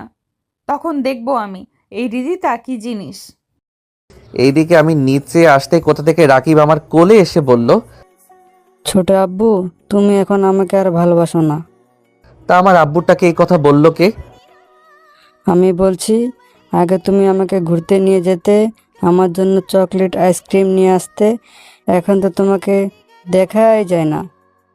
ও মা, তাই বুঝি। হুম। আচ্ছা চলো, এখন তোমাকে নিয়ে বাহিরে যাব আর তোমাকে আইসক্রিম কিনে দিব। সত্যি ছোট আব্বু? হুম। রাকিব এই কথা শুনে খুশি হয়ে আমার গালে একটা চুমু দিল। উম্মা, আমার বেস্ট ছোট আব্বু। আমিও রাকিবকে একটা চুমু দিলাম। তারপর রাকিবকে নিয়ে বাসার বাহিরে এসে একটা দোকান থেকে রাকিবকে আইসক্রিম কিনে দিলাম। তারপর রাস্তার পাশে রাকিবকে নিয়ে হাঁটতে লাগলাম। একটু দূরে আসতেই ফুচকাওয়ালা দেখতে পেলাম। তখন মনে পড়ল রিদিতা ফুচকা পছন্দ করে, আর আসার সময় রাগিয়ে এসেছিলাম, আর এখন রাগ ভাঙাতে ফুচকা আমার কাজে দিবে। তাই ফুচকা নিয়ে বাসায় এসে রাকিবকে ভাবির কাছে দিয়ে রুমে আসলাম ভয়ে ভয়ে। রুমে এসে দেখি রিদিতা পড়তেছে, আমার দিকে একবার তাকিয়ে আবার পড়তেছে। আমি তার কাছে গিয়ে বললাম, এগুলো তোমার জন্য। কি এগুলো? খুলে দেখো কি আছে। এটা বলে আমি দিয়ে ওয়াশরুমে চলে আসলাম। অন্যদিকে রিদিতা প্যাকেট খুলে দেখলো ফুচকা। ফুচকা দেখে বেশ খুশি হয়ে গেল। বাহ, আমার জামাইটা আমার মনের কথা কিভাবে বুঝলো? ভাবছিলাম রুমে আসলে ফুচকার কথা বলবো, এখন তো দেখি আগেই নিয়ে এসেছে। তবে চান্দু, ফুচকা আনলেও আমাকে ঝগড়ুটে বলার শাস্তি তোমাকে পেতে হবে। আমি ওয়াশরুম থেকে বের হতে দেখি রিদিতা পড়তেছে। আমাকে দেখে আমার দিকে তাকিয়ে বলল, ধন্যবাদ ফুচকা আনার জন্য। আজকে ইচ্ছে করছিল ফুচকা খাওয়ার, বলার আগেই নিয়ে এসেছো। আমি একটু পাম দিয়ে বললাম, দেখছো তোমার জামাই তোমাকে কত ভালোবাসে, বলার আগেই নিয়ে এসেছি। হুম, তা তো দেখতেই পাচ্ছি। তার জামাই পড়াশোনা কি লাগবে না? এইভাবে ঘুরে ঘুরে টুকু কোম্পানির ম্যানেজারই করবা নাকি? আয় পড়তে বস। আমি ছোট বাচ্চা না যে আমাকে পড়ার জন্য বলতে হবে। বসতেছি, এটা বলে বই নিয়ে বিছানায় পড়তে বসলাম। এটা দেখে রিদিতা আমার দিকে রাগী দৃষ্টিতে তাকিয়ে বলল, ওখানে পড়তে বসলি কেন? আমার ইচ্ছে তাই ওখানে বসেছি, এখন পড়তে দাও। এখানে আসবি নাকি ওখানে আমি যাব? পারবো না, তুমি আসো এখানে। এটা বলে আমি পড়ায় মন দিলাম। এইদিকে রিদিতা আমার জবাব শুনে প্রথমে রাগী দৃষ্টিতে তাকালেও পরক্ষণেই একটা দুষ্টু হাসি দিয়ে পড়ার টেবিল থেকে উঠে বিছানায় এসে আমার কোলে মাথা রেখে শুয়ে পড়তে লাগলো। আমি এটা দেখে বললাম, এটা কি হলো? কি হবে আবার? আমি পড়তেছি। পড়ছো ভালো কথা, আমার কোলে মাথা রাখছো কেন? আর কোথাও কি জায়গায় নাই? না, নাই। এখন বেশি বিরক্ত না করে নিচে পড়, আমাকেও পড়তে দে। আর হ্যাঁ, এক হাত দিয়ে আমার মাথায় হাত বুলিয়ে দে তো। কি? আমি তোমার মাথায় হাত বুলিয়ে আর কিছু বলতে যাব, তখনই দেখলাম রিদিতা আমার দিকে রাগী দৃষ্টিতে তাকিয়ে আছে। হাত বুলিয়ে কি? না কিছু না, হাত বুলিয়ে দিচ্ছি, তুমি পড়ো। রিদিতা আমার গাল টেনে দিয়ে বলল, এই তো আমার পিচ্চি সোনা। তারপর আমি কিছু না বলে মাথায় হাত বুলাতে লাগলাম আর পড়তে লাগলাম। এইভাবে পড়তে পড়তে কখন যে ডিনারের সময় হয়েছে বুঝতে পারিনি। আজ জামাই আর আমি পড়ালেখা করি না বলেই এইভাবে রোমান্টিক ভাবে পড়তে পারি না। আমরা পড়তেছিলাম, হঠাৎ এমন কথা শুনতেই দুইজনে চমকে উঠলাম, আর দরজায় ভাবিকে দেখতেই আমরা নিজেরা ঠিক হয়ে বসলাম। ভাবি, তুমি এখানে? না আসলে তো এমন সিন দেখতেই পেতাম না। ভাবির কথা শুনে দুইজন লজ্জায় পড়ে গেলাম। তারপর ভাবি বলল, থাক, লজ্জা পেতে হবে না, খাবার খেতে আসো, সবাই অপেক্ষা করছি। এটা বলে ভাবি চলে গেল। খাবার খাওয়া শেষে রিদিতা সবার জন্য শরবত বানালো, আমিও বউয়ের হাতে তাই খেয়ে নিলাম। কিন্তু আমারটা ছিল মরিচের। সম্ভবত বুঝতে পারলাম পেতনি বলার শোধ উঠালো, তাই আমি আর দেরি না করে রুমের দিকে আসলাম। এটা দেখে আমার সিনিয়র বউ ভাবতে লাগলো, কি ব্যাপার, ও এখনো রিয়াকশন দেখালো না কেন? এটা বলে আমার পিছন পিছন রুমে চলে গেল। এইদিকে আমি রুমে এসে ছটপট করতে লাগলাম। টেবিলের উপর জগ ভর্তি সব পানি খেয়ে ফেলেছি, তারপরেও ঝাল কমছে না। রিদিতা দরজার পাশে এসে আমাকে এমন করতে দেখে হাসবে নাকি আমার ঝাল কমানোর জন্য কিছু আনবে বুঝতে পারছে না। ইস, বেচারার সাথে এমন করা উচিত হয়নি। গুঁড়ামরিচ দিয়েছি এটা ঠিক ছিল, কিন্তু কাঁচামরিচ বাটা দেওয়া ঠিক হয়নি। বেচারা ঝাল তো সহ্য করতে পারে না। আমাকে তার দিকে তাকিয়ে থাকতে দেখে বলে উঠল, এখন বুঝতে পারছিস তো আমাকে ঝগড়ুটে বলার পরিণাম কি হয়? বুঝ ঠেলা। ঝাল যখন তুমি দিছো কমাবেও তুমি। তা তো করতে হবে, বউ বলে কথা। তার অফিস থেকে মধু নিয়ে আসি। এটা বলে রিধিতা পিছনে ঘুরে যেতে যাবে, তখনই আমি দৌড়ে নুসরাতের কাছে গিয়ে তার হাত ধরে টান দিয়ে রুমের ভিতরে নিয়ে আসলাম। কি ব্যাপার, আমাকে রুমে নিয়ে আসলে কেন? ছাড়ো, মধু আনতে হবে, নাহলে মুখে ঘা হবে। মধু কাছে থাকতে ফ্রিজের কাছে কষ্ট করে যাওয়ার কি দরকার? মানি, তুই কি বোঝাতে চাস? আমি আর কিছু বলতে দিলাম না, তার আগে রিধিতার ঠোঁট জোড়া দখল করে নিলাম। বেশ কিছুক্ষণ পর ছেড়ে দিলাম। দুইজনে হাঁপাতে লাগলাম। আমি বললাম, এইবার শান্তি লাগছে। রিধিতা বলে উঠল, কুত্তা, এটা তুই কি করলি? আর একটু হলে তো আমি পটল তুলতাম। এমন করে কেউ কিস করে? কেউ না করলেও আমি করি শোনা।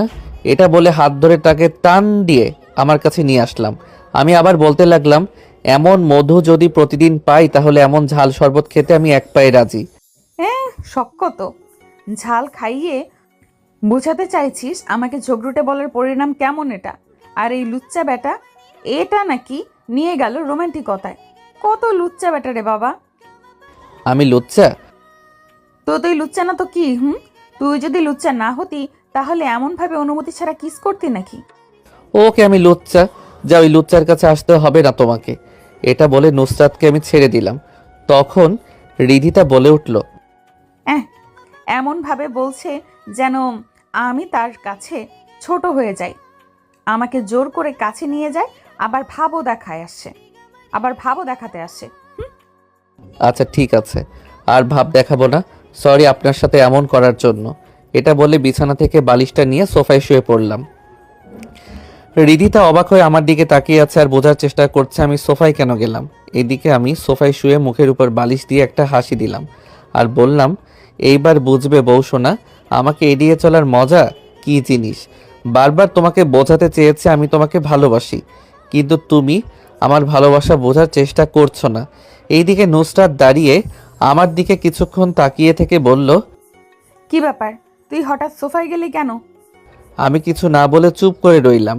এইদিকে আমার চুপ থাকা দেখে রিধিতা কিছুটা রেগে গেল আর একটু চিৎকার দিয়ে বলল, কি রে, আমার কথা শুনতে পাচ্ছিস না? কানে যায় না আমার কথা? সোফায় গেলি কেন? আমি একটু অভিমানী স্বরে বললাম, আমার মতো লুচ্চা যদি কারোর সাথে বিছানা শেয়ার করে তাহলে তার জন্য বিপদ, আর আমি চাই না কেউ আমার জন্য বিপদে পড়ুক। দেখ, মেয়েদের মতো কথায় কথায় রাগ করবি না। ভালোই ভালোই বিছানায় আয় বলছি। সরি, বিছানায় আমি যেতে পারবো না, আমি এখানে ভালো আছি। রিদিতা আমার কথা শুনে মনে মনে বলল, এই কয়দিন ধরে তো তোকে জড়িয়ে ধরে ঘুমানোর আমার অভ্যাস হয়ে গেছে। তুই নিজেকে আমার অভ্যাসে পরিণত করে এখন দূরে যাচ্ছিস, এটা তো হবে না চান্দু। এটা ভেবে নুসরাত আমাকে বলে উঠল, আয়ান বিছানায় আসবি নাকি আমি কিছু করব? আপনি যা খুশি তাই করেন, আমার কি, আমি এখানে ঘুমাবো। ও আচ্ছা, তাই বুঝি। রিদিতা এবার আমার দিকে এগিয়ে এসে আমার মাথার চুল ধরে টান দিল। আমার চুল ধরে টেনে ধরতে আমি ও মাগবো বলে চিৎকার দিলাম। এইসব কি করছো? ছাড়ো আমাকে, ব্যথা পাচ্ছি তো। তো আদর পেতে চুল টেনে ধরছিস নাকি? প্লিজ বউ, আমার চুল ছাড়ো। এতক্ষণ ধরে তাড়ামি করছিস কেন? এখন কেন প্লিজ প্লিজ করছিস? সরি বউ, আর এমন তেরামি জীবনেও করবো না, প্লিজ ছাড়ো। আর একটু টানলে চুল একটাও মাথায় পাবো না। ছাড়বো, তবে একটা শর্তে। কি শর্ত? আমি সব রাজি, তারপরে ছেড়ে দাও। শর্ত হলো তুই এখন বিছানায় ঘুমাবি, তাও আমাকে জড়িয়ে ধরে। আমি রাজি, এখন ছাড়ো প্লিজ। এইবার রিদিতা আমার চুল ছেড়ে দিল। ছাড়তে আমি যেন হাফ ছেড়ে বাঁচলাম। কি জল্লাদকে বিয়ে করলাম বাবা। রাগ করেছি, রোমান্টিকভাবে রাগ ভাঙাবে, তা না করে শাস্তি দিয়ে রাগ ভাঙাচ্ছে। মনে মনে বললাম, এখন মনে মনে আমাকে গালি না দিয়ে বিছানায় যা বালিশ নিয়ে। আমি আর কিছু না বলে বালিশ নিয়ে বিছানায় গেলাম। তারপর রিধিতা একটা হাসি দিয়ে বিছানায় এসে আমার পাশে শুয়ে পড়ল আর আমি আমার মতো শুয়ে আছি। তখন রিধিতা বলে উঠল, কি হলো, এখনো জড়িয়ে ধরছিস না কেন? চুল কি আবার ধরবো? আমি এমন কথা শুনে ভয়ে তাড়াতাড়ি আষ্টে পিষ্টে জড়িয়ে ধরলাম। আমি হৃদিতাকে জড়িয়ে ধরতে হৃদিতা আমাকে জড়িয়ে ধরে 4 ঠোঁট এক করে দিল। আমি মহা খুশি। আমি সাই দিতে লাগলাম। কিছু সময় পর হৃদিতা ছেড়ে দিল, কিন্তু আমি থামছি না। ঘাড়ে গলায় আস্তে আস্তে তার নাভিতে কিস করতে লাগলাম। আর শুনতে হবে না, যান বিয়ে করেন। হৃদিতা আমার বুকের উপর শুয়ে থেকে বলল, শোনো না, বলো না। আমার একটা বেবি লাগবে। তোমার বেবি লাগবে আমি কি করতে? তুই কি করতে পারিস মানে? বেবি কি গুগল থেকে ডাউনলোড করব? করতে পারো। কুত্তা ন্যাকা সাজ, যা তোর কিছু করতে হবে না, আমিই করছি। এটা বলে হৃদিতা আমার উপর ঝাঁপিয়ে পড়ল। এই তো আমার ফাজিল পাঠকটা, তারপর কি সেটাও পড়তে এখনো বসে আছে। তারপর কি ওটা জানতে বিয়ে করে নিন, ফাজিল কোথাকার। আল্লাহ হাফেজ।